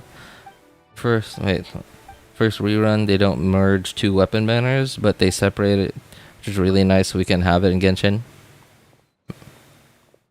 I think if they ever decide to like go for doing triple banners, I think what's gonna happen is, remember back then when we didn't have double banners, right? We only had 1 banner at a time going on, and at the time of course, the weapon banner wasn't the same. Like, it didn't have only one weapon on it. It still had two. But they would put the character, like the current running limited characters signature weapon on the weapon banner, of course, and then the other weapon would just be whatever they, I don't know, whatever they felt like. This is not where I wanted to go. What it would be, whatever they felt like. So they could give us like two weapon banners. One of them would have one of the weapon banners would have the weapon, like the weapons for two of the limited 5 stars that are rerunning, and then the second weapon banner would have the signature weapon for the third limited 5-star character rerunning, and the other weapon on that weapon banner would just be random, just like before. My Genshin team is trash. Trying to focus on trying to focus more on making it better than my HSR team for now. I watch if I need a good chat now and then. What kind of teams do you have on your Genshin account though? At least like before you stopped. Hey, what's up, Herbata? How's it going, man? Oh no, the cursed will not broken. How did I forget that we always have two weapons? Even when we have single banners, yeah, right? I mean, okay, and I would actually appreciate that they do something like that. Like if they run like 3 triple banners, now there is like a very big disadvantage to running 3 banners at the same time, like 3 limited 5-star banners. So imagine new players, right? How confused would they be? They would have to take in so much information. They would basically have to like do research, just like they would with homework, and their term papers. And in some cases, they might want 2 out of the because there would be 3. There's a higher chance that they would want 2 of those characters, if not all of them. And if they wanted all of them, they're screwed. They're not going to get all 3 of them. But I am actually excited, like, if they did that, because it would mean that we would now get a chance to... We would get a chance to rerun some of the 5-star weapons that we don't get the chance to rerun anymore. Like, for example, Jade Cutter, right? Like, maybe, yeah, sure, they could rerun Jade Cutter with, if they ever did an Albedo rerun, sure. But then they could also choose to, well, what about Summit Shaper, right? Like, what if they decide, you know what? Hey, Summit Shaper was Albedo's original weapon. Let's rerun Summit Shaper instead of Jade Cutter. And like, okay, how are we gonna get Jade Cutter now? Okay, we've also got 2 weapons that are officially probably never ever going to, like, nobody's gonna see ever again. Reed's Seed, whatever Dia's weapon was, and then Hunter's Path, which is Tainari's signature weapon. We're never gonna see those weapons again, because those 2 5-stars went on the standard banner, but the weapons didn't go on the standard banner, and those 2 weapons are actually pretty decent weapons. Right, so if we got triple banners, we would have 1 weapon banner that would have like the signature weapons of 2 out of the 3, and then the other weapon banner would have the signature weapon of the third 5-star character, and then like 1 random 5-star weapon. I got a new letter from an informant. Looks like the situation has changed again.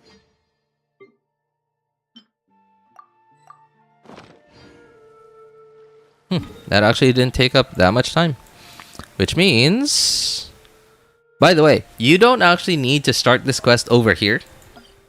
You could just go straight to this place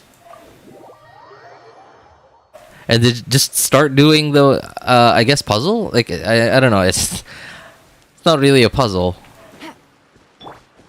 Time to go. Just I guess it's more of a mechanism, I guess. Oh, there's gonna be a bunch of Hydro Slimes around here, so I gotta switch to Ganyu. As per our con.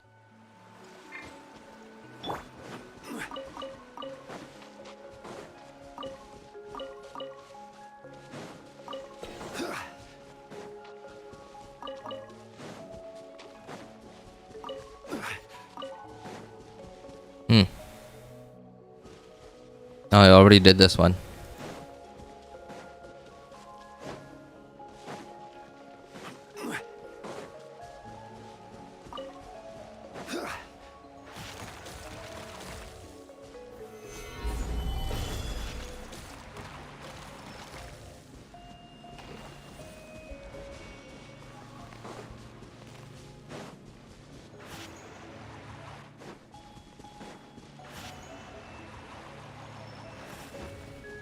Oops.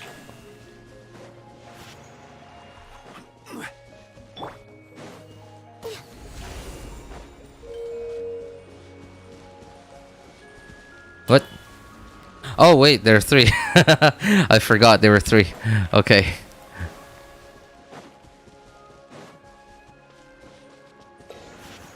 Oh no, wrong one.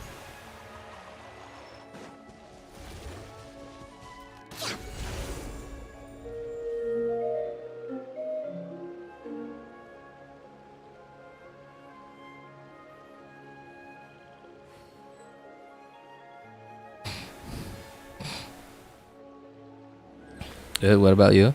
How much primos? Well, I actually just used up a bunch of them. Also, I haven't wished in like since ancient times. The last time I just recently wished for Furina, and I'm not even like that happy to get Furina. So like whether my decision to wish for Furina was worth it, was the right decision. I'm still on the fence about it. But yeah. Before Furina, it's been quite a while since I last wished. Oh boy. Solidify. No touching. Okay. This one was kind of hard, honestly. It out of the 3 times I've done this, I've had to do it like a few times. I couldn't ever, because what I was doing is I was forcing it. I was trying to force my way into being able to just do all 3 with just one of the big bubbles, like trying to put them together. But the range of the big bubble was just barely enough to reach all 3. So I had to get the spot like perfectly. So this time I'm gonna try just doing it this way.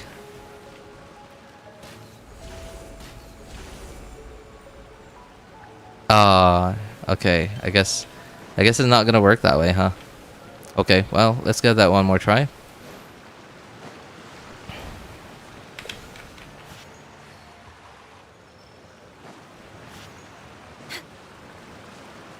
Maybe it's too far?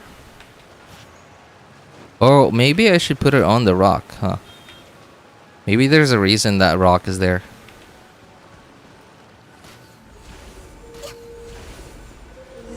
Yep. There's certainly a reason why that rock is there.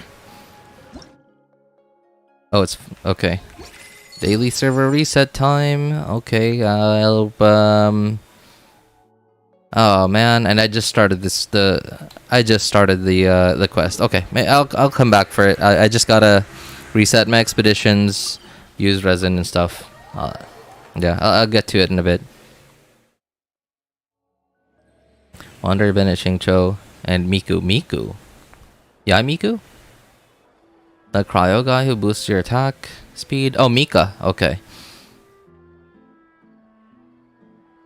That everyone hates because he's similar to a Vocaloid. What's a Vocaloid? What's that? RJ. Those series were cursed even when only we're on the series and players don't like his signature weapons. Who in their right mind would like those weapons, man? You still have a chance to get Primordial Jade Cutter? I honestly don't know. Like, maybe I do remember them doing an Albedo rerun with Jade Cutter as his weapon instead of Summit Shaper, so they might just do that. I wonder. Amos Bo has gone use a limited character weapon, but it's in the standard banner. I know, right? It's weird. Gonna be live tomorrow? Probably not. Yeah, there's like if I'm pretty sure I have enough time to finish this quest today, and like if I stream tomorrow, what would I be doing? What would I do? There's nothing to do. Want to go to Natlan and go see some Dragon in Pyro shop? Get Dragon related character and Dragon Sword. I'm sure we'll get one of those. He's similar to Chocobo. I don't know who Chocobo is. Haven't played in a while. No, Chocobo is not a Genshin character. Chocobo is like just isn't Chocobo like a Pokemon? I don't remember where that's from. All I remember is what it looks like, and yes. It's so nice to I almost one-shotted the Cryo just fine with Venus ult, Venti's ult, Shangli's ult, and Fischl's ult. Also my AR-22. Wow, you're a pretty new player. How are you enjoying Genshin so far, Herbata? I'm so sorry, I'm like backlogged on messages. Search Chocobo, Final Fantasy. Oh, it's from Final Fantasy. Okay. Was there a Kazuha banner recently? Because I don't know what to do with these extra primos. No. Not super recently, but like a little while back. I don't remember exactly when. Yeah, but not too long ago. We've only had one Kazuha rerun so far. Yeah, like it was like a pretty long time between Kazuha's first release and his one and only rerun. So I have no idea when they're gonna rerun Kazuha again. People are pretty thirsty for Kazuha, yeah. And like I mean that in a practical sense, not in like a you know, the other thirsty.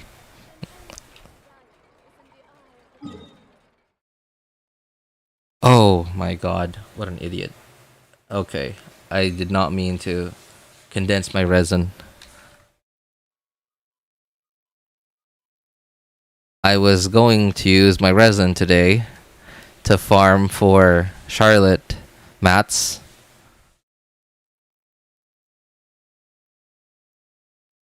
Okay, I guess it's not too... I guess it wasn't too bad. Never mind. I guess it wasn't too bad. At least like I still do need some talent mats. Okay.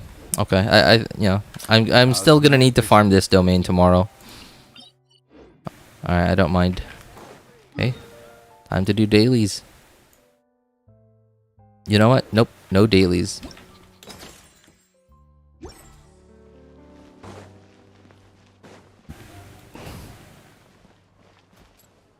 Oh wait. What is this? Basically ball shaped. I love that they put the word basically in there. They didn't just say ball shaped Tevat product. They could you imagine? Basically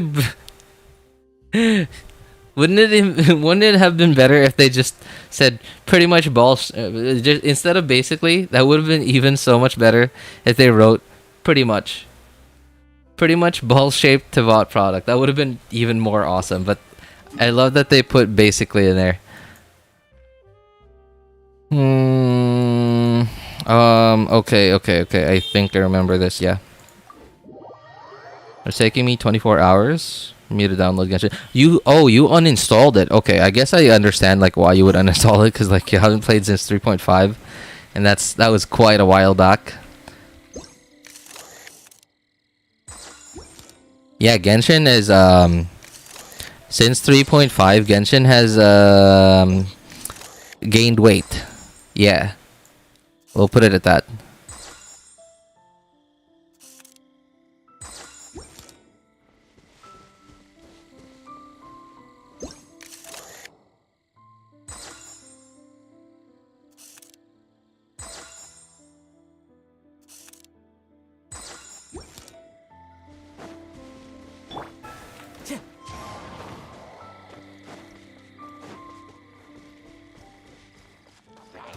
Oh, come on.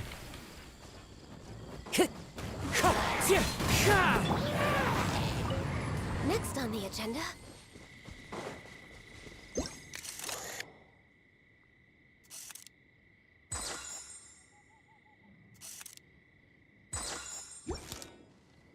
And we're done.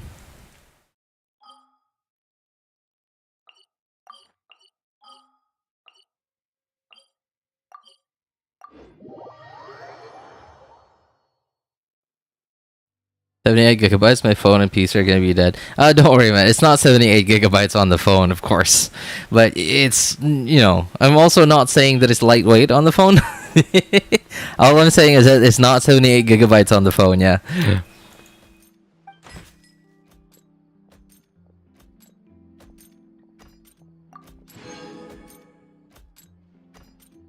Why do I got so many of these things? I got 4 of them yesterday. Now I got 3 again. This is awful.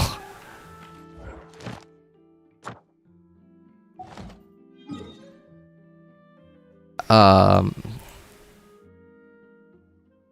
okay. At least I'm gonna be doing a quest, so that means I won't have to do dailies. Alright, I'm just gonna switch over to the other accounts. Be right back. Oh, what achievement did we get? Oh, okay. Just quest achievements. Boats. Another one. Alright, sure. I'll be right back, guys.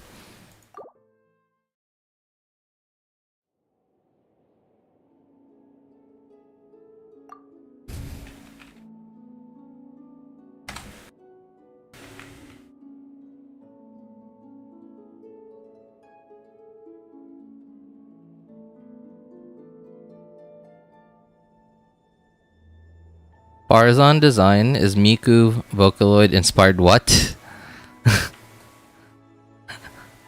Bro does his research on stupid stuff, no offense. I just like those kind of people. Hey, nothing wrong with being curious. RJ, what does RJ stand for, by the way? Oh, it's actually like my IRL nickname. Yeah, it's actually what my family calls me. Yeah, and as far as I've never really asked my parents about it, but the one time I heard them talk about it was they said that because I'm a junior, I have the same name as my dad, and of course, what that means is like you automatically have to have junior in your name, right? No, I mean I don't actually know if that's like a rule, but yeah, right. So and I guess and my parents said they thought the nickname JR was too common, so they switched it into RJ. So yeah, at least that's what I heard them say. I never really asked them about it.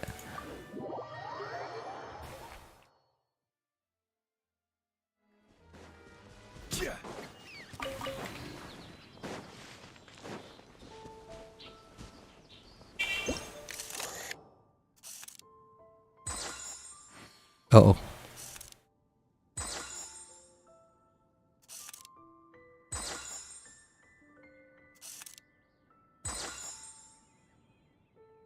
The sensitivity on this thing is insane.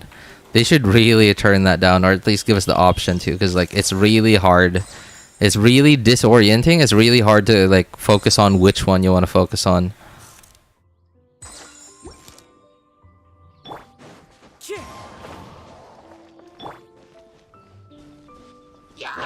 Oops.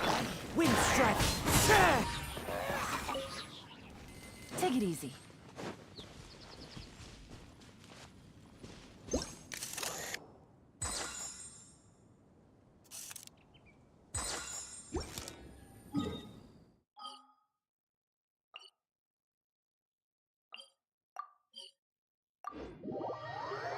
Robert Jr. RJ, did you see the Fontaine Bishops? They are neutral. They won't attack you unless you attack them first. I think that comes after the quest that I was about to start doing, right?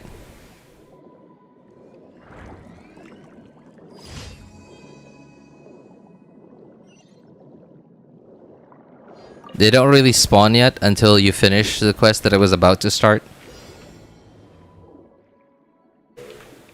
Oh, what? I didn't notice them just I didn't notice them. What happened? I was waiting. I thought there was like, where are they? Where are the ball things?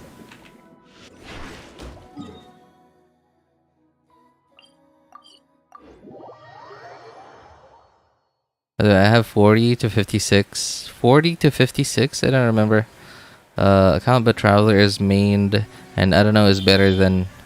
Sorry. I have 40 to 56. Sorry. I 40 to 56 what? I'm sorry. Traveler is mained, and I don't know who is better. Then... Do you mean... Oh, you have another account.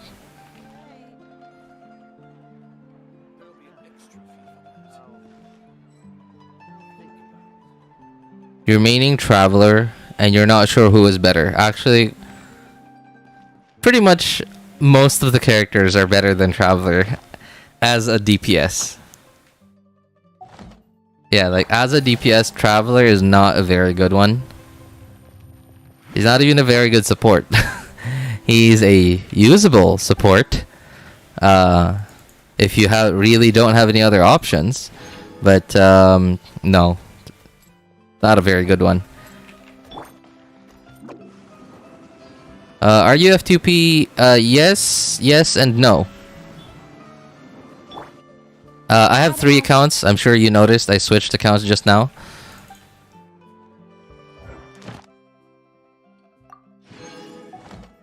I have 3 accounts. 2 of them are F2P. And the one that I was just on, that you first saw me on today, was my main account, and I have Welkin on Welkin on that account.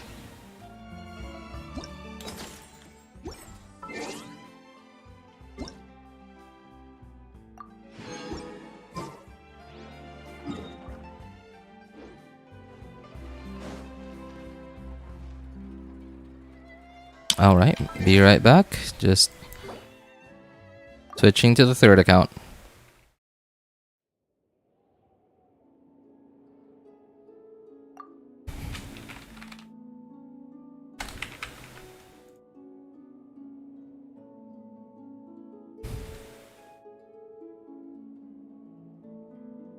Only Dendro is the best thing you can get him on.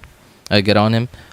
Dendro and G. Like if you really don't have any good DPSs on your account, and let's say you don't want to use Kaya. Like Kaya is actually decent, like in super early game. And if let's say you don't want to use Kaya, then you could use Geo Traveler. He's a decent DPS. He's not very good. Yeah, and as soon as you have like some of the good DPS characters, then you should immediately replace Geo Traveler. But other than that, other than Geo Traveler being a potentially decent like early game DPS, no, like really only like Chokoshu said, only Dendro Traveler is actually good.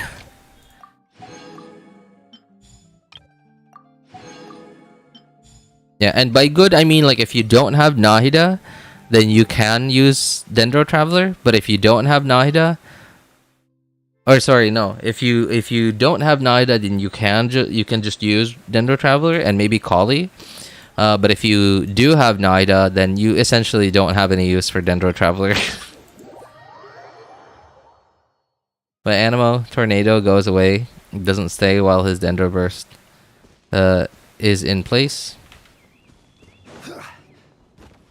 And have fine Dendro application. Yeah, and in some situations, Dendro Traveler's Dendro application is actually more preferable. I wouldn't say it's better than Nahida's, but it's preferable. Like for example, if you're fighting, if you're in a combat situation where it's multi-wave, right? Like you're fighting a bunch of squishy enemies that come in waves, then Dendro Traveler's Dendro application would be better than Nahida's. Okay, let's get this over with. Time to go.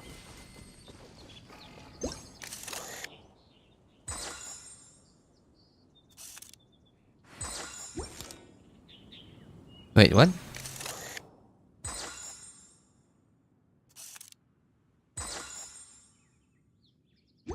I forgot the apples from the tree.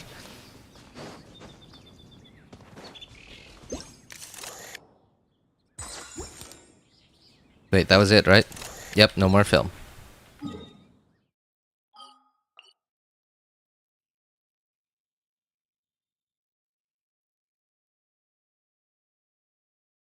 Where's the other daily?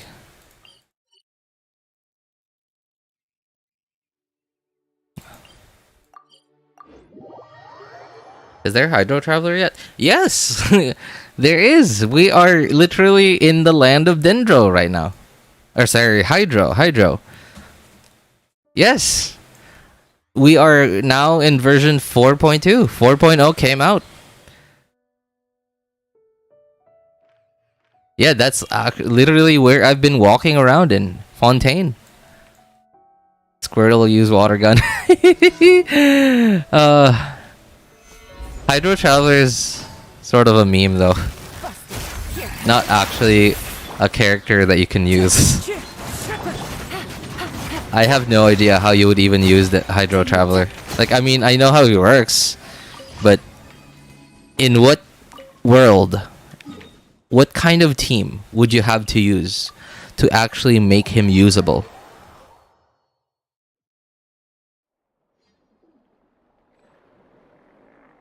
I'm scared for Pyro Traveler. Are you scared because like they might do him what they did to Dia? It's very possible. It's highly likely that they would do exactly what they did to Dia. Everyone would be so hyped for Pyro Traveler. Yeah, Pyro, best element for DPS. And then we get another 5-star for it. But the problem is it's Traveler. So, number one, it's Traveler. No, he's not going to be good. Freeze team. But his thing isn't even AoE. I guess when you get... Okay, so he does have a constellation that slows down his burst, like how quickly his burst moves forward. And maybe when you get that, you can pair him together with Ayaka. Maybe. But the problem with his burst is it doesn't even stop on enemies. Right? It just goes through them. Which means your Hydro application is going to be very limited. Add Ash. Thank you for And his water gun, is on field. You're not normal attacking, you're not charged attacking, which means you can't proc any of the abilities that need you to normal charged attack.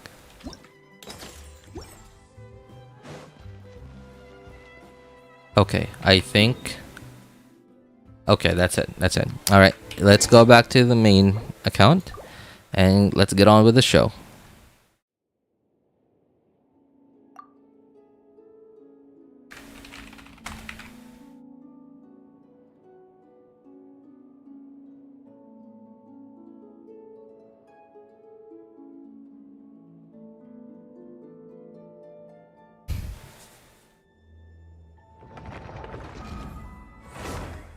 I wonder why Hoyo doesn't make Traveler stronger the more elements he gets. So they just waste that much work just for people not to use him. I know, right? It is actually really bad. You know, like having to come up with all like his kit.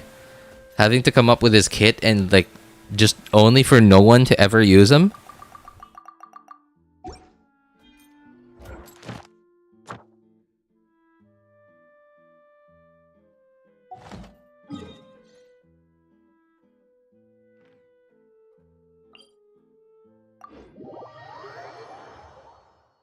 Although, I guess I'm gonna assume that they probably don't even build the Traveler's kit from the ground up. Because you know how Traveler's kit often seems to be similar to the Archon of each respective element? They probably first work on the kit of the Archon of that element. And then they sort of take away parts of it. They eventually take away parts of it, either just to make it worse, or to make it worse, like to make it so that this is unusable, but then make it usable with, you using one of his constellations or something, or a passive.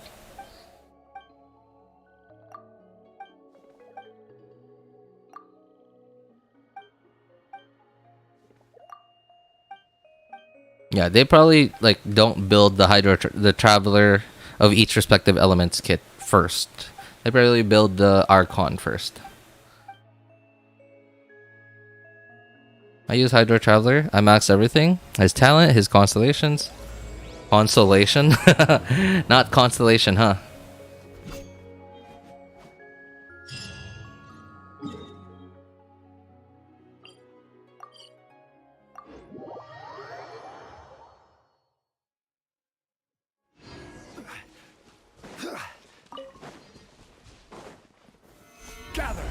Hydro seems to be on Nivelet because of how his elemental sovereign, not the Hydro Archon.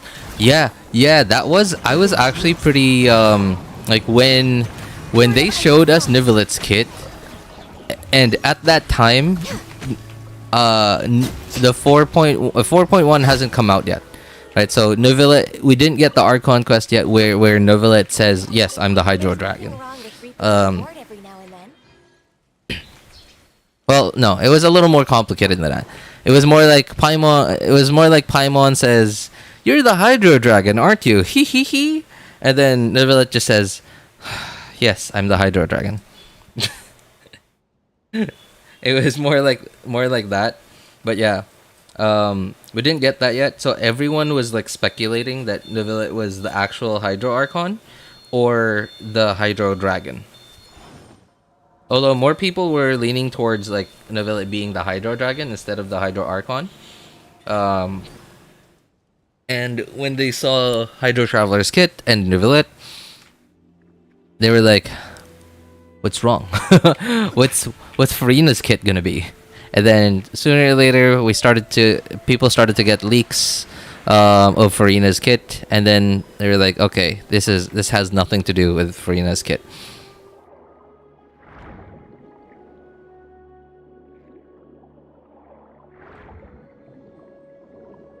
I don't remember what to do here. Like, I actually don't. Wasn't... Oh, okay. Oh, wait, it's closed, huh? I remember needing to kill those dudes.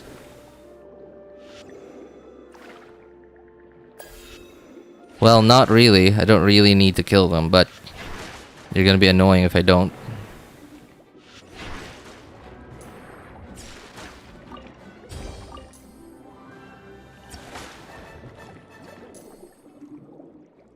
Come on, just give me your drops. Stop your death animation. Thank you.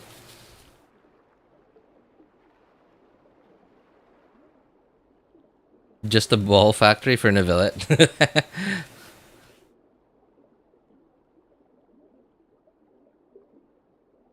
Yeah, like I think so. Okay, so why I suddenly got excited for it just now is, I think that was some kind of giveaway. Yeah, no, sorry. It was some kind of hint that for what was about to come. And okay, spoiler alert. I know 4.2 has been out already, but I'm pretty sure some people still haven't played the Archon quest yet. Spoiler alert. Furina. No, there is no more Hydro Archon. Essentially.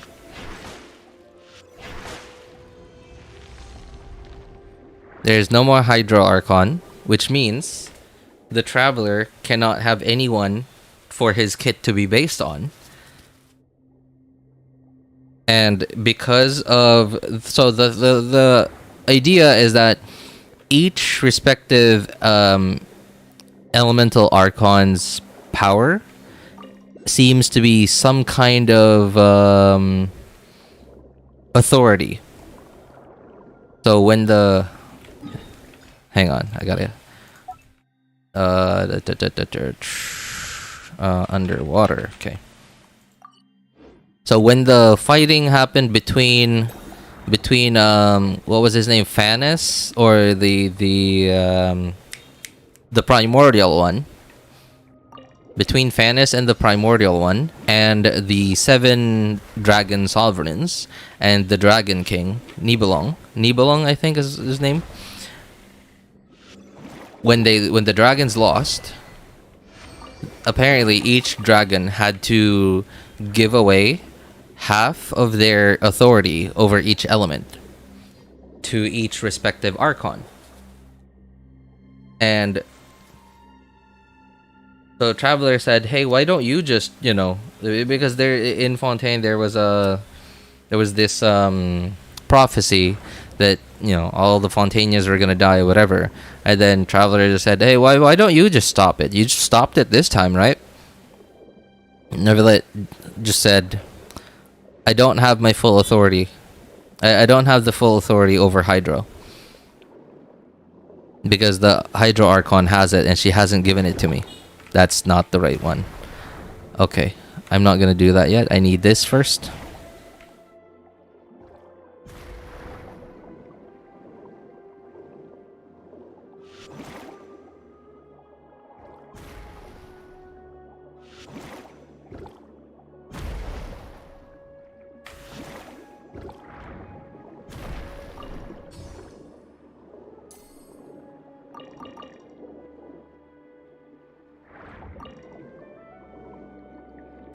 Anything else I need to break?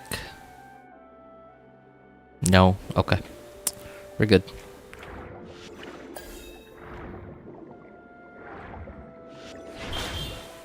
I missed one. No, I missed 2. Oh my god. Thank you.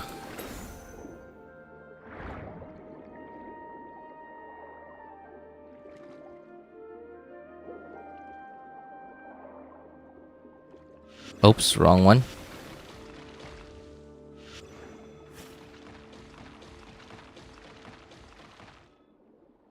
Okay. So basically, the Hydro Archon had to kill herself. Not Furina, but like apparently the god version of her, which was like hiding away somewhere in the machine, whatever machine that was. I keep forgetting its name. She was hiding in there, gathering the power, enough power to kill the Hydro Archon. Not Furina, but like basically I guess the idea of the Archon. Like, because if the Archon wasn't there, then nobody would be there to hold on to the authority, to the other half of the authority. Other half of the authority of the dragon, the Hydro Dragon.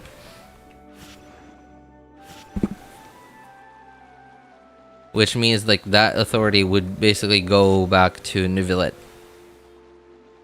And it's very unclear whether the authority is linked to the Gnosis.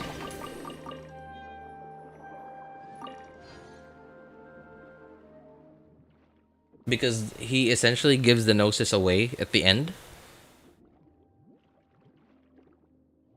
But yeah, like right now, there is no Hydro Archon. And I think that is... And the part of Neuvillette's authority that used to belong to the Hydro Archon, Neuvillette now has. And I think that's why his kit, the Hydro Traveler's kit, is based on Neuvillette instead of Furina's.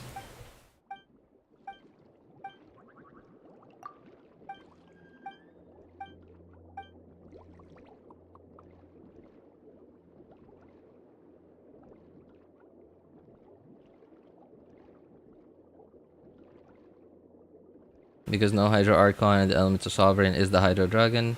Yeah, the authority is now Neuvillette because there is no Divine Throne for the Hydro Archon. Yep, exactly.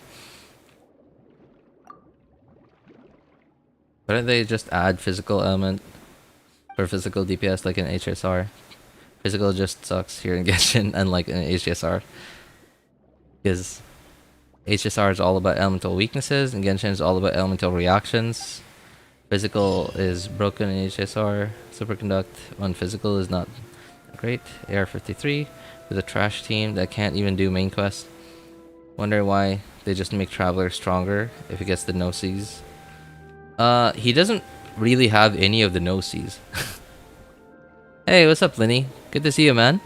How you doing? Yeah, Traveler doesn't actually have any of the no-seas. Like, so far, he's like lost every opportunity to get the Gnosis. He lost the opportunity to Senora in Liyue. In Inazuma, Osmanthus wine tastes the same as I remember. in Inazuma, Yaimiko basically gave it to Scaramouche to trade for his life. And in Sumeru, because Scaramouche stole it, essentially what ended up happening is the Electro Gnosis ended up in Naida's hands, and she herself also had the Dendro Gnosis, so she had two Gnoses in the end, and then she ended up giving it to the doctor, you know, one of the what are they called? Harbingers.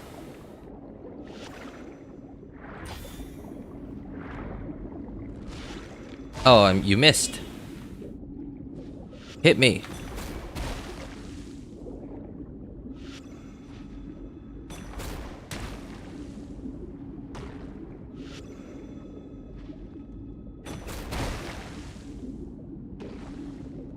Okay, we're good.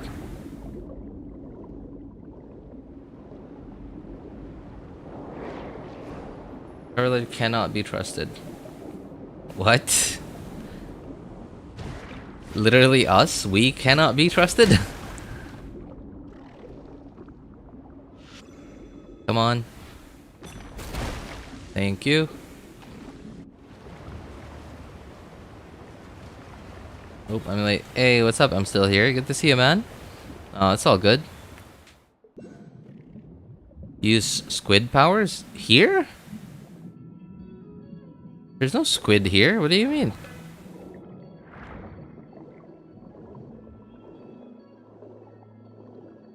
There's no squid.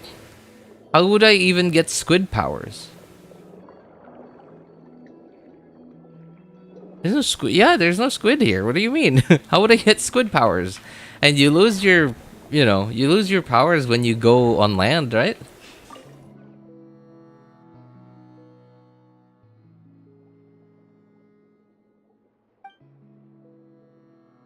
I think I actually my favorite powers so far are the squids.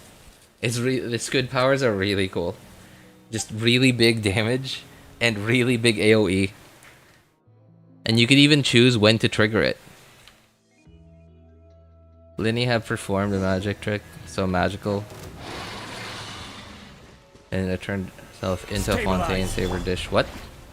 Next on the agenda. Access denied. Oh, what? You know, I'm getting really kind of sick of these enemies that have just these wild, really big movements.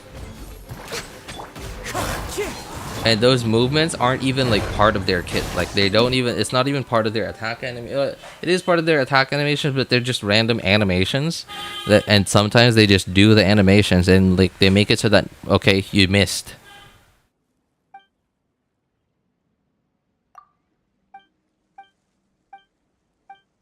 Passive Vishab. Vishab, the most beautiful creature I long to be or play. One of them, what? You want to be a Vishap? Wasn't there? Oh yeah, I remember there was an event quest from a long time ago that it was in Enkanomiya, I think. Wow, how long has it been since I even thought of Enkanomiya? Yeah, there was like a big like event thing a while back that had something to do with Enkanomiya and a lot to do with Vishaps.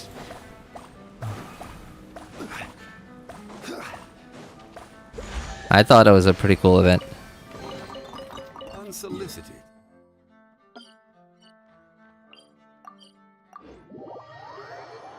Wonder why the Archons just be giving the Gnosis to the Harbingers who are using it for evil purposes. Well, the thing is, we don't even know what they're doing what they're doing with the Gnosis. Like, so you haven't played in 4.1, 4.2, 4.0, 4.1, 4.2, and you haven't met. You haven't met. But where are those who share the memory? The Knave. Yeah, you haven't met the Knave yet. The Knave is the Fontanian Harbinger, and she is also called.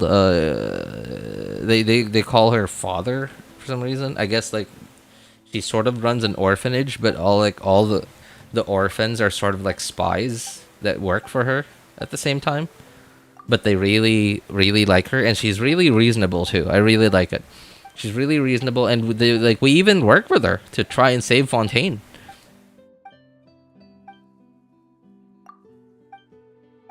Yeah, so like the thing is, like, they're not even doing. Yeah, what are they doing that's evil anyway, right? Like, they haven't done anything. So they did try and destroy Liyue, but then Zhongli also said, "Do this."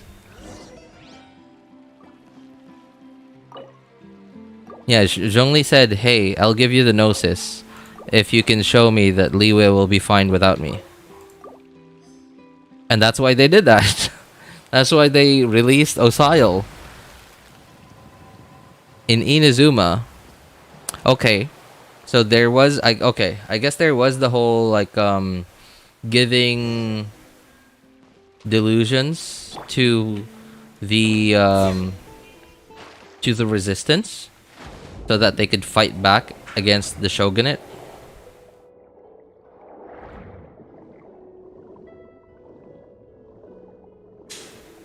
And I guess you could say that was kind of evil. Especially if they didn't tell them that, hey, this is going to kill you if you keep using it. Especially if they didn't do that. But if they did, they'll... I mean, the disclaimer was there. Although that wasn't stated whether they, they were informed or not.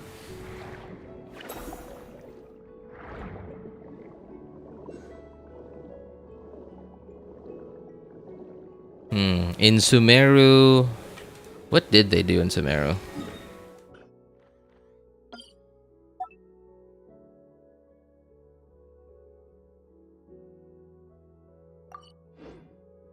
All I remember in Sumeru is that we saw the doctor a few times, and then that's it. I guess he experimented on... Scaramouche, trying to make him into the Dendro Archon, but then like, okay, it wasn't them. They didn't imprison Nahida. It was the sages that imprisoned Nahida.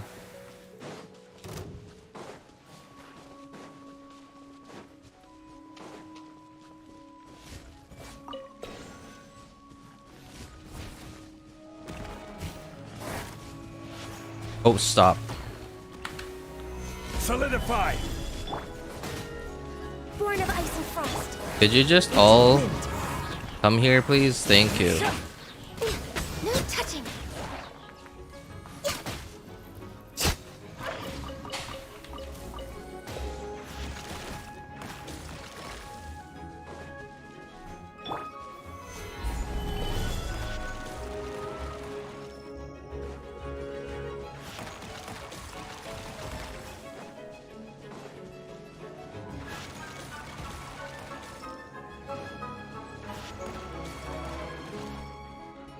Helped create a false god. Of all Archons, Sarita has the only motives to go against the heavenly principles or Celestia. That's why she is commanding her harbingers to collect the Gnosis. Yeah, like they're not on the same team exactly as the Abyss, but they're sort of, they have a common enemy. Yeah, they have a common enemy. Stabilize. But they have a common enemy. The Abyss, like. What has the Abyss even done, right? Like, they haven't... I guess they experiment on people, like,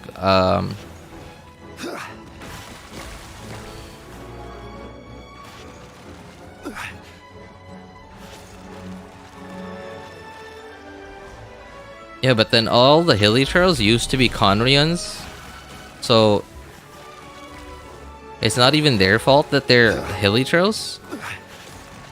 It is, I guess, Celestia's fault that they're all like that.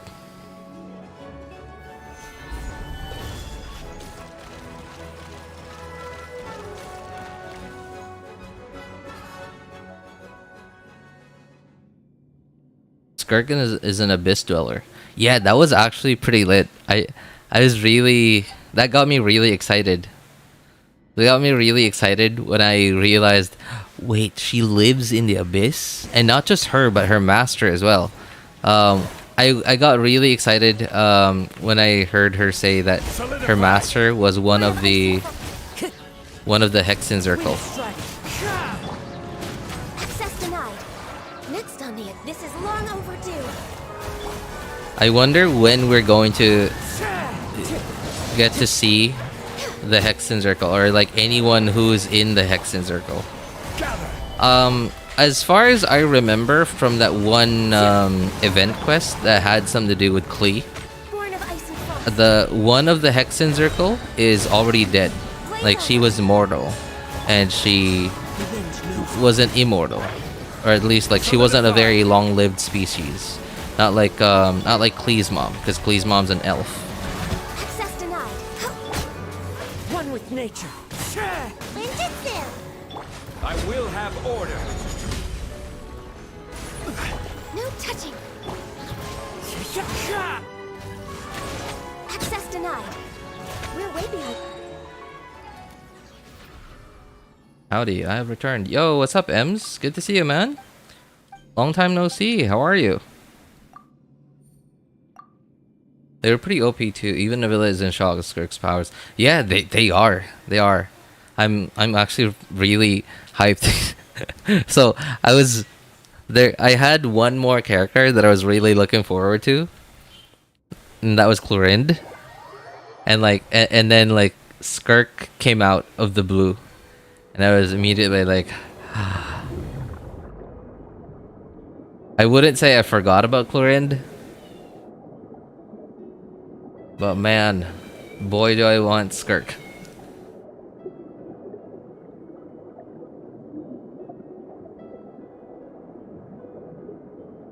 You know the most expensive haircut in the world? What?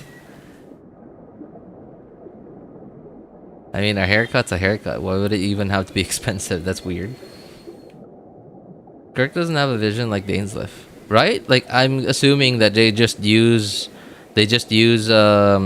abyssal powers since they live there.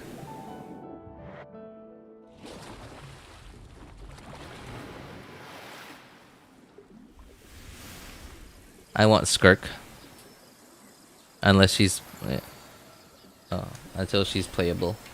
And screw child. Please, mom was probably too hot to die. Yeah, Clorind hasn't done much. Yeah, like she... I mean, she just... The best thing she's done... The best feats that she's been shown doing so far has just been look menacing. And look badass, and that's it. And I guess, you know, I guess like it's not even her that's OP, it's her buttons. The buttons that are holding on, you know, holding on to the most dearest of assets. Who says there aren't benefits to a life of wandering? Those are the real OP part about Clorind.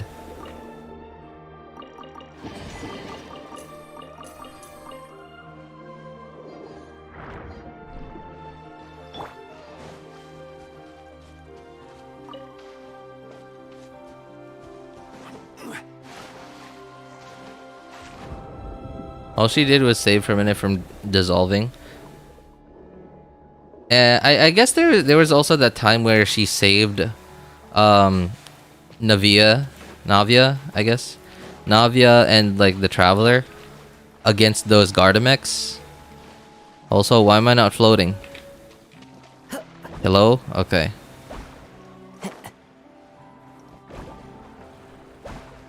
Follow the wind.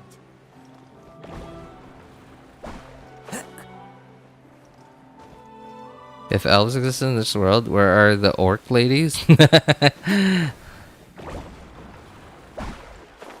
They probably don't exist. They're probably not pretty enough for Hoyo's tastes. Hoyo probably doesn't know how to sell orcs.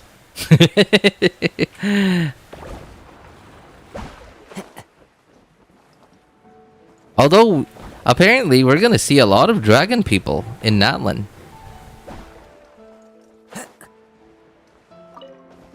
Oh.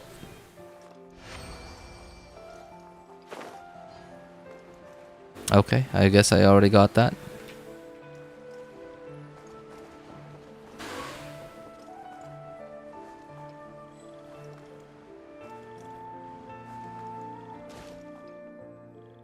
Could we get a new element like Abyss and Celestia element, which doesn't affect the 7 elements?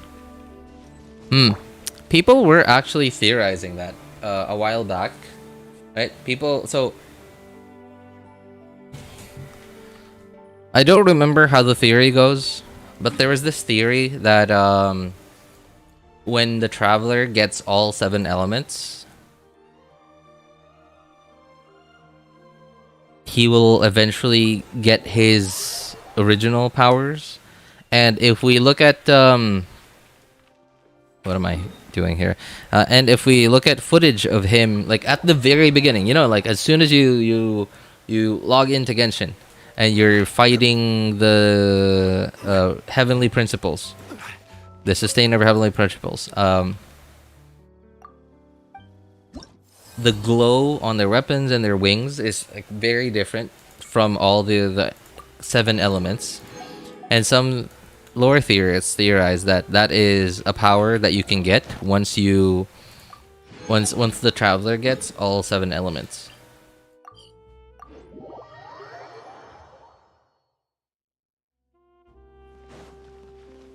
So I don't think they're gonna add it to like gameplay, but I think they are gonna add it to lore,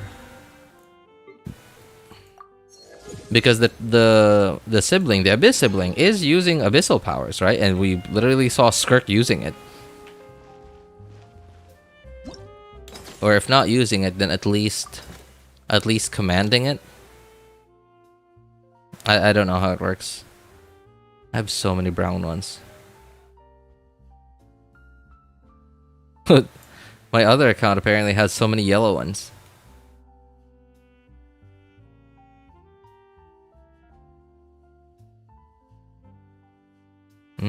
Wait, hang on.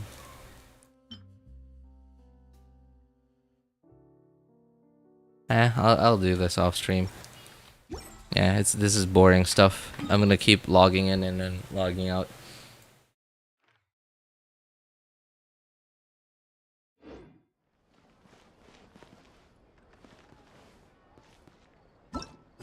That's it. Nothing else to do.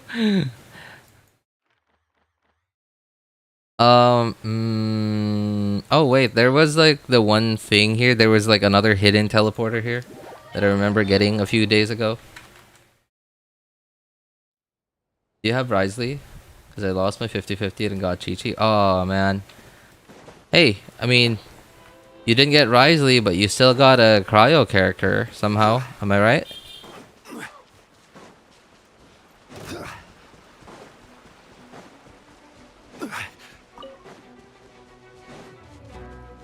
So it's not a complete loss. But no, I don't have Risley. I didn't like his kit. He was basically okay. He was just a DPS, sure, nothing wrong with that. But I just don't really need any DPSs.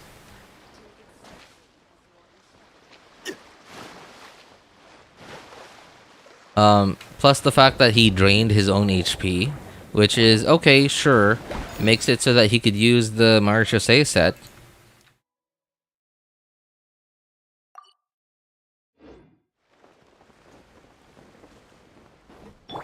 And at the same time, he would be a pretty decent pair with Furina.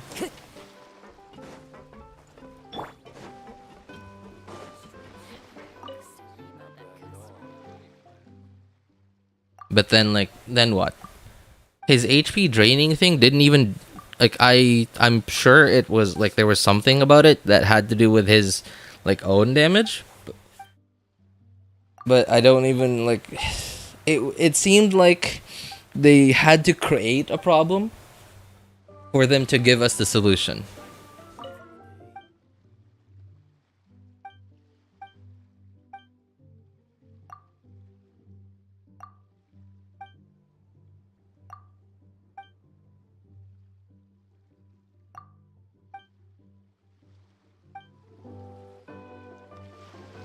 You got the Cryo Archon, which has a 0.0001% chance of wishing. The Cryo Archon. The Cryo Archon, you know, before she grew up. That's the Saritsa younger version.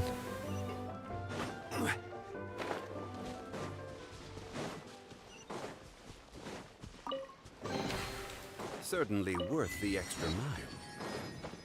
Oh boy, that's a big drop.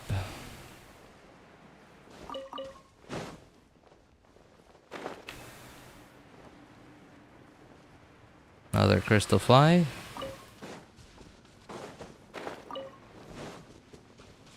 Oh yeah, getting Chi-Chi on the character banner. You want the most feels awful, man? Lost C2 Chi-Chi, but before I got to C1. Oh man, sorry to hear that. Sounds terrible. What is Uzia? Is it something to do with Abyss? It's, now that you mentioned that, yeah, you're right. Like the colors do sort of match like the Traveler's light powers, like the original light powers. And I don't know which one is Uzia and which one is Numa, but like Uzia and Numa sort of do look like the color scheme does look similar to abyssal powers and light powers.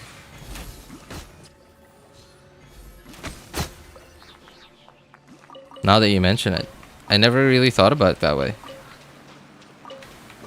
Oh, you know what? So Uzia and Numa, aren't they like, they're like man-made, right? It's as far as I remember. They're like man-made, right? They're like Fontanian technology used to sort of power Fontanian technology or something.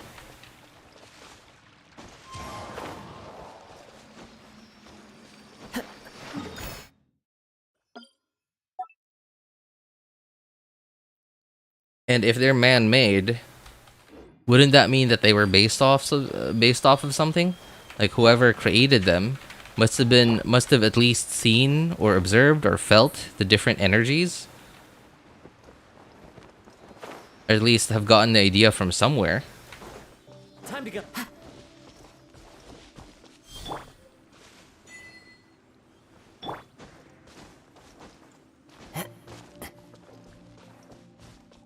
And I think it's quite possible that maybe they got the idea from abyssal energy and the whatever the light energy is going to be called.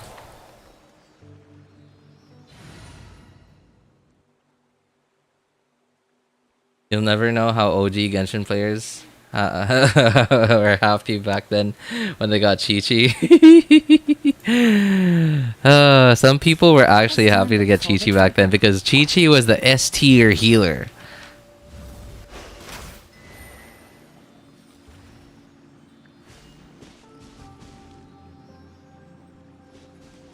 Oh, okay, hang on.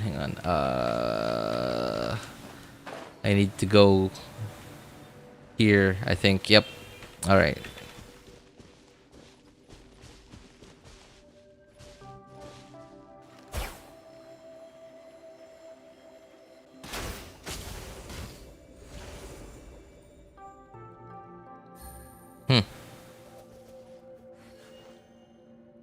Why didn't the other one hit? I'm... Oh, what? It hit up there? But it didn't hit down here.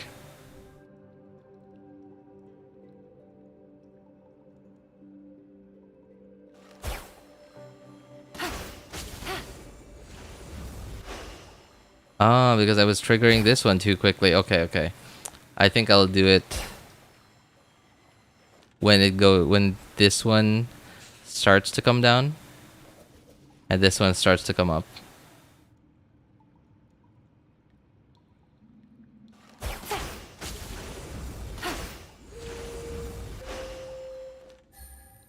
Yep. Pretty good. Chaotic energy that only occurs in Fontaine. And I'm sure it has something to do with the Primordial Sea. As per our Which we will see later on. Right? Come on, move, little buddy.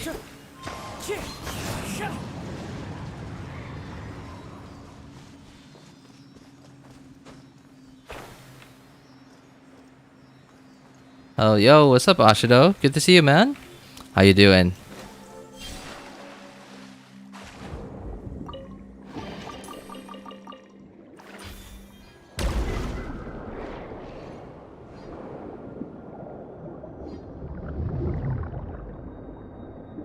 Feels like there's really a possibility of having two new elements, quantum and imaginary. And imaginary elements present in the HOYO multiverse. Numa and Uja look like they were based on them too. I think that would be really complicated to add two more elements to Genshin. Like maybe if they made it so that those two elements wouldn't interact in any way at all with the current 7 elements. Unsolicited, and all the more valuable for it. So I think it's highly unlikely. No touching.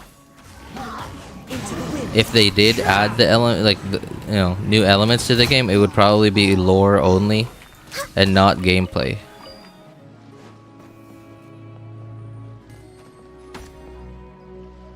Oh, sorry, buddy. Didn't see you there. Oh no! What will I ever do? Those things are underwater.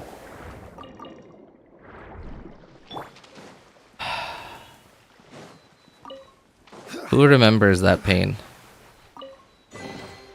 Certainly worth the extra mile. I think a lot of us remember that pain. Seeing our items just fall down into the abyss and not being able to do anything about it. How was this Archon quest in your opinion? It was good. It was good. Still a lot of could have been betters. Solidify. But this was probably one of the better ones. Like, and when I say better ones, I'm not talking about just the story itself, but I'm talking about like how well it was executed, how well the story was told, etc. Yeah, still could have been. Yeah, again, like I said, there was still a bunch of could have been betters, but definitely one of their better ones.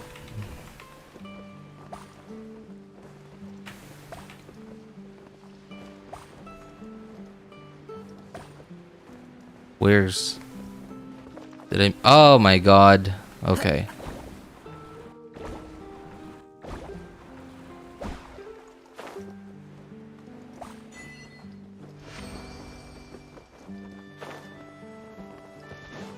Furina story quest. Furina story quest was very... I liked it. Like, in terms of like for Furina's character development. But it was supposed to be like an emotional story, right? But a bunch of the emotional parts were they just faded to black. They didn't show us the emotional parts. They just faded to black and that's it. Oops.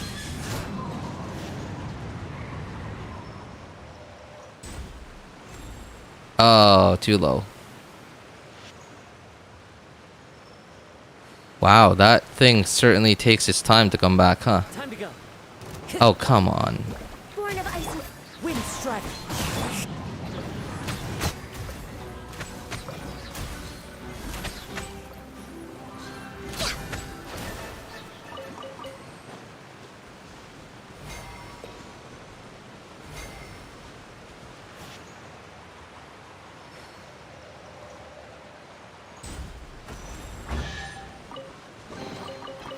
nothing wrong with reaping a reward every now and then.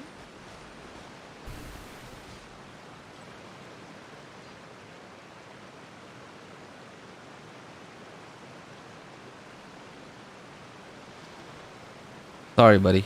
Proceeds to shoot a frozen arrow through his skull. I hated it. Oh, really? Why? Well, what didn't you... well... What do you think was wrong with this Archon quest? I wonder how Hoyo will save Geo. Playing Geo feels boring. It all does is create a bunch of colorful diamond poop.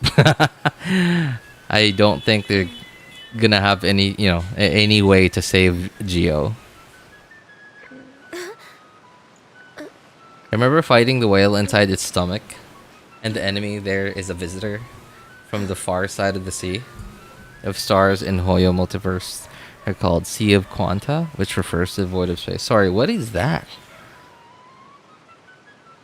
I wanted the story quest to be all about Furina, but they first added other people in the story, and in it, they didn't even make it look like sad. Should we really be off work this early? There is still a Also, I lot wonder left to do. from whose story quest to will the next boss be the final be in Fontaine? It'll be Neverlet's Act 2, Furina Act 2. Oh, that is actually a pretty good question, yeah. Which the multiverses are in. Also, a galaxy and planets, all the things before a multiverse. Look at you guys talking about multiverse stuff. And here I am looking for chests. Well, I'm not really like looking for chests. I just went ahead and got like the ones that, you know, sort of made me go shiny.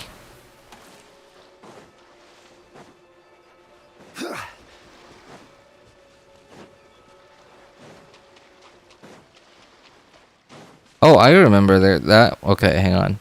We're gonna go and get that. So this was kind of annoying.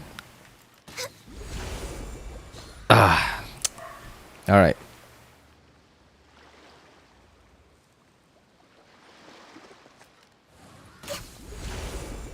Okay, this is terrible.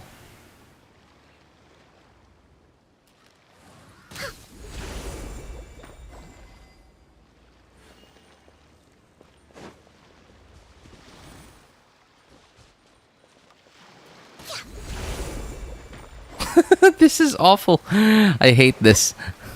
Bye.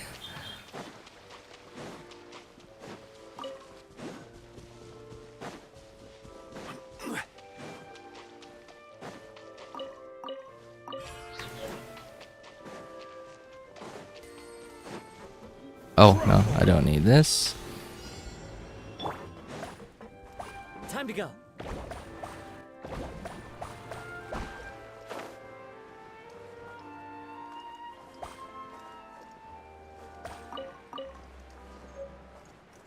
Come on. Let me get them. Thank you. A fateful. Stabilize. Oh, such a pain. Becomes the hunted. Where is this guy throwing? Oh. Fry! Picked the wrong test subject.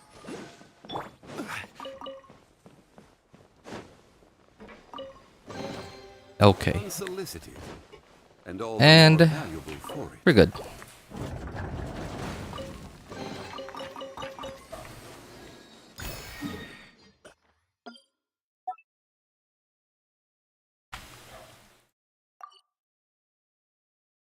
Shiny equals neuron activation. Exactly. That's exactly what it is.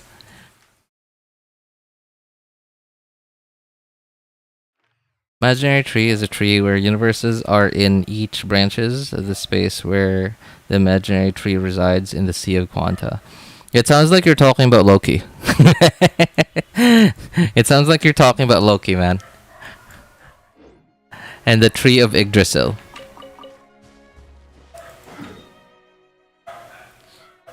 I'm assuming that you probably watched Loki.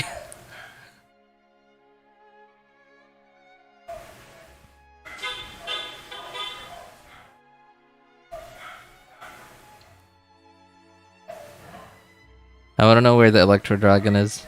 I think we all want to know where all the dragons are. The tree is only in Tevat, the imaginary tree. That is the whole level which holds each universe in branches, in each branch. Where is this stated in? I've never heard about it before.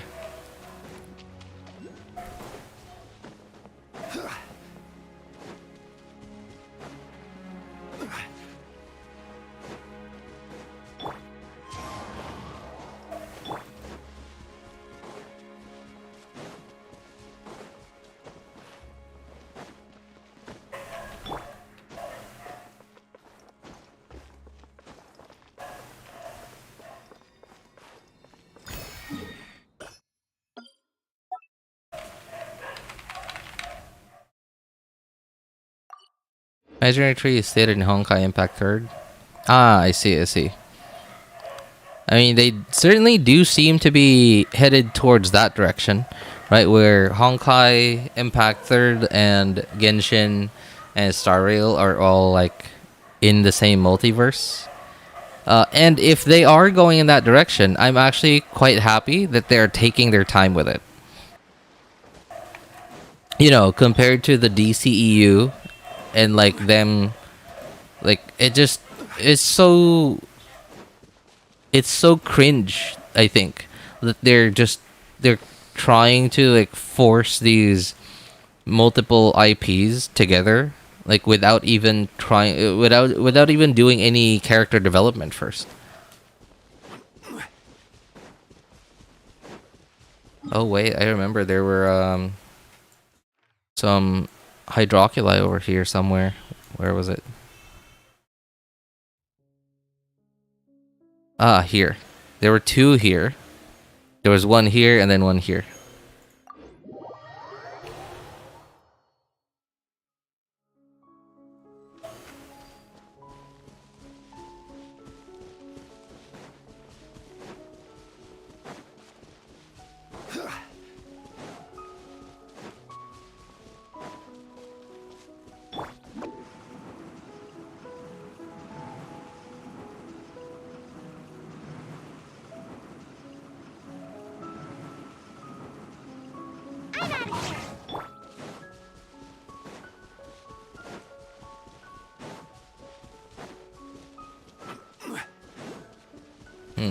Oh, there it is.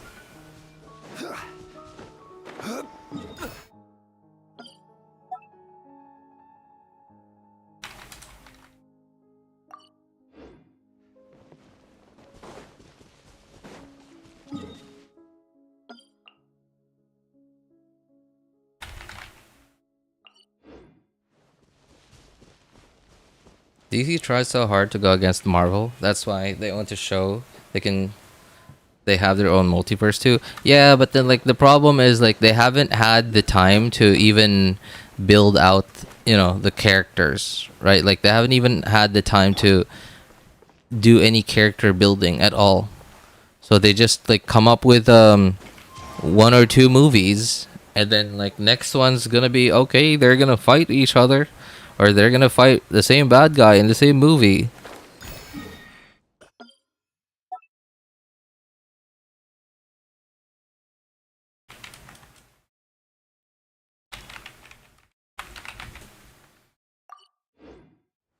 There's no character development. Like you don't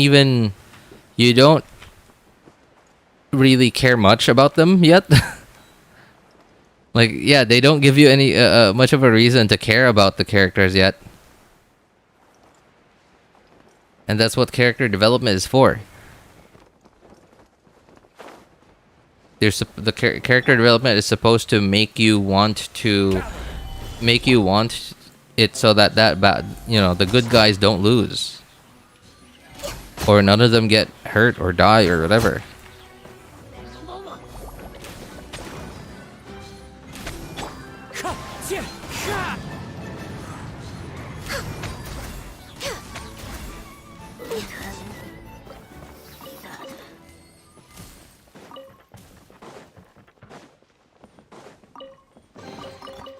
colorful treasures are a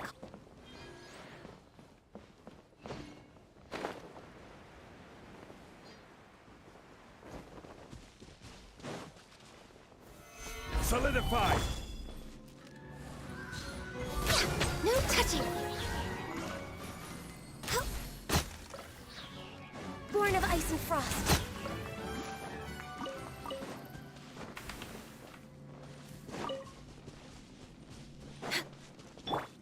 Oh, oh, oh.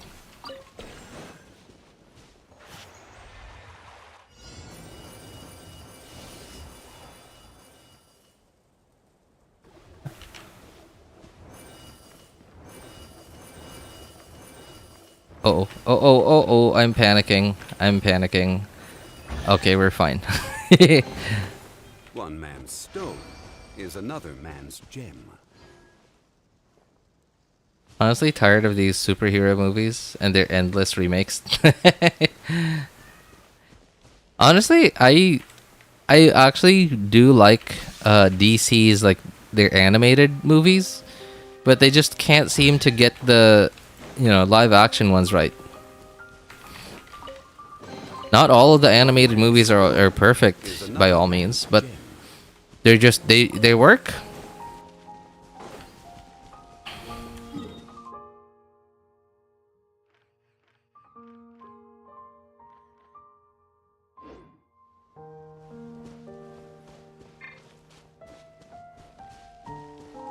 I know that doesn't mean they're building their multiverse to be like Yggdrasil. Not see it in Genshin, but Genshin is one of the imaginary tree universes. It's like the imaginary tree is like Yggdrasil. Which DC movies become much worse? That were just decent.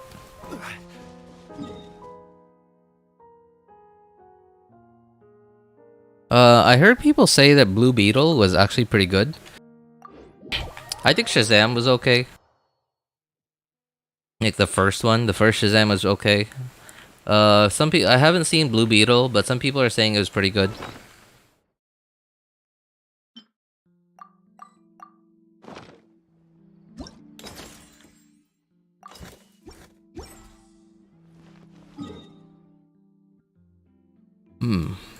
Okay, I think yeah, I think that's gonna be it.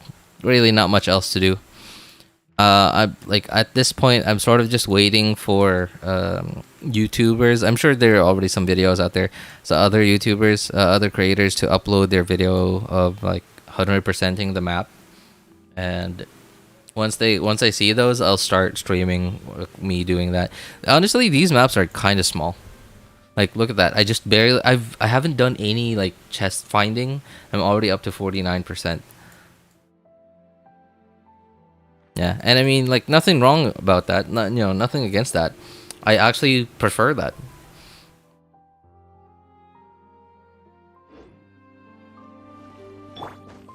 Second Shazam is meh.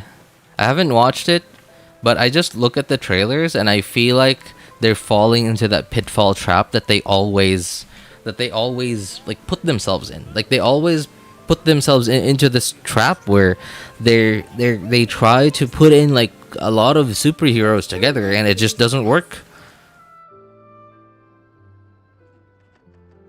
What imaginary tree are you even talking about? He's talking about I guess it's a Honkai Impact third reference. The only DC movie I enjoyed was Wonder Woman 1. The rest was pretty forgettable. Yeah, Wonder Woman, the first one, was pretty okay.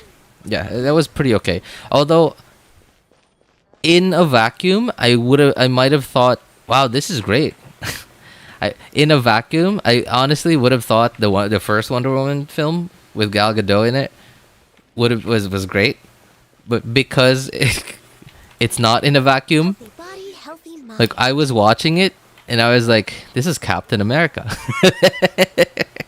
Literally Captain America.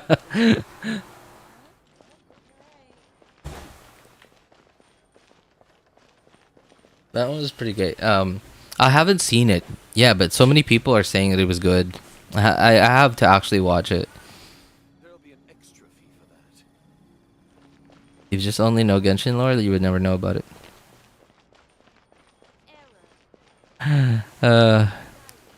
Oh, you know, my favorite part about the first Wonder Woman. Wait, no, the second one. Sorry, I honestly didn't like thought the whole like second Wonder Woman movie was pretty awful, but I really, you know what I really liked about the second Wonder Woman film?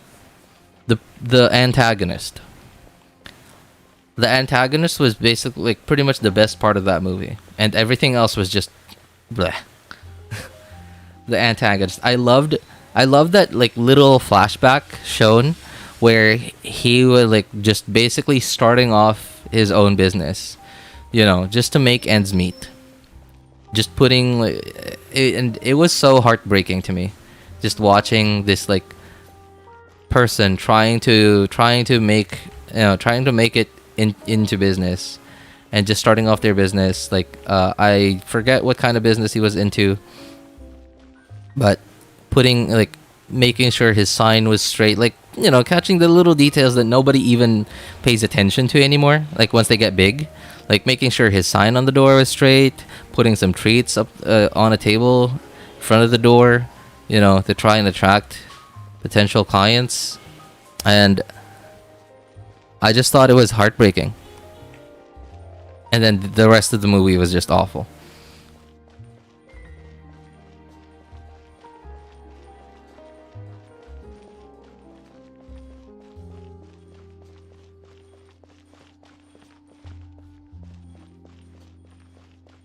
The second Wonder Woman movie.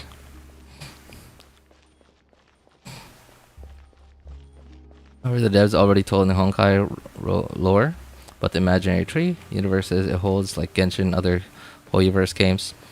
So it sounds like it's just Honkai Impact lore, but then like because it's an imaginary tree, it's not just imaginary in terms of you know, it's not just imaginary for in game.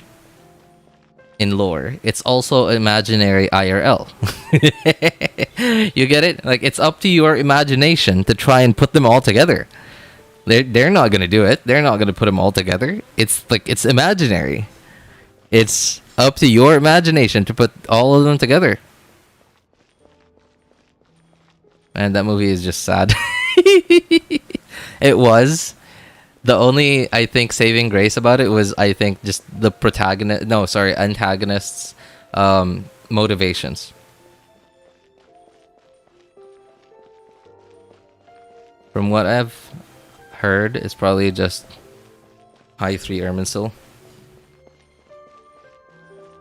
Irminsul is only in Teyvat. It only holds memories. It was inside Teyvat. Yeah. Irminsul is basically a computer that holds, like, everything, like the memories, and you know, has a record of everything. Our entire plot feels so forced. It did, right? It's honestly kind of hard to watch. I finished it, I watched it, and then like when I started to watch it, I was like, okay, and then at some point, like towards halfway through the movie, I was like, this is not a great movie, and I was like, well, I already know how it started. I might as well, you know, find out how it ends. You know that feeling when you start watching an anime, even though you don't really like it, but then because you started it, now you want to know what happens next, even though you don't really like it.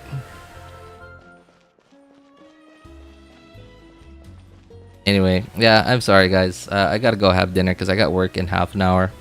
Anyway, so any of you guys need any help building your characters, accounts, making a decision which banners to pull from, feel free to join our Discord server. Links are in the description of all my videos, VODs, and streams, and in the pinned message and YouTube chat.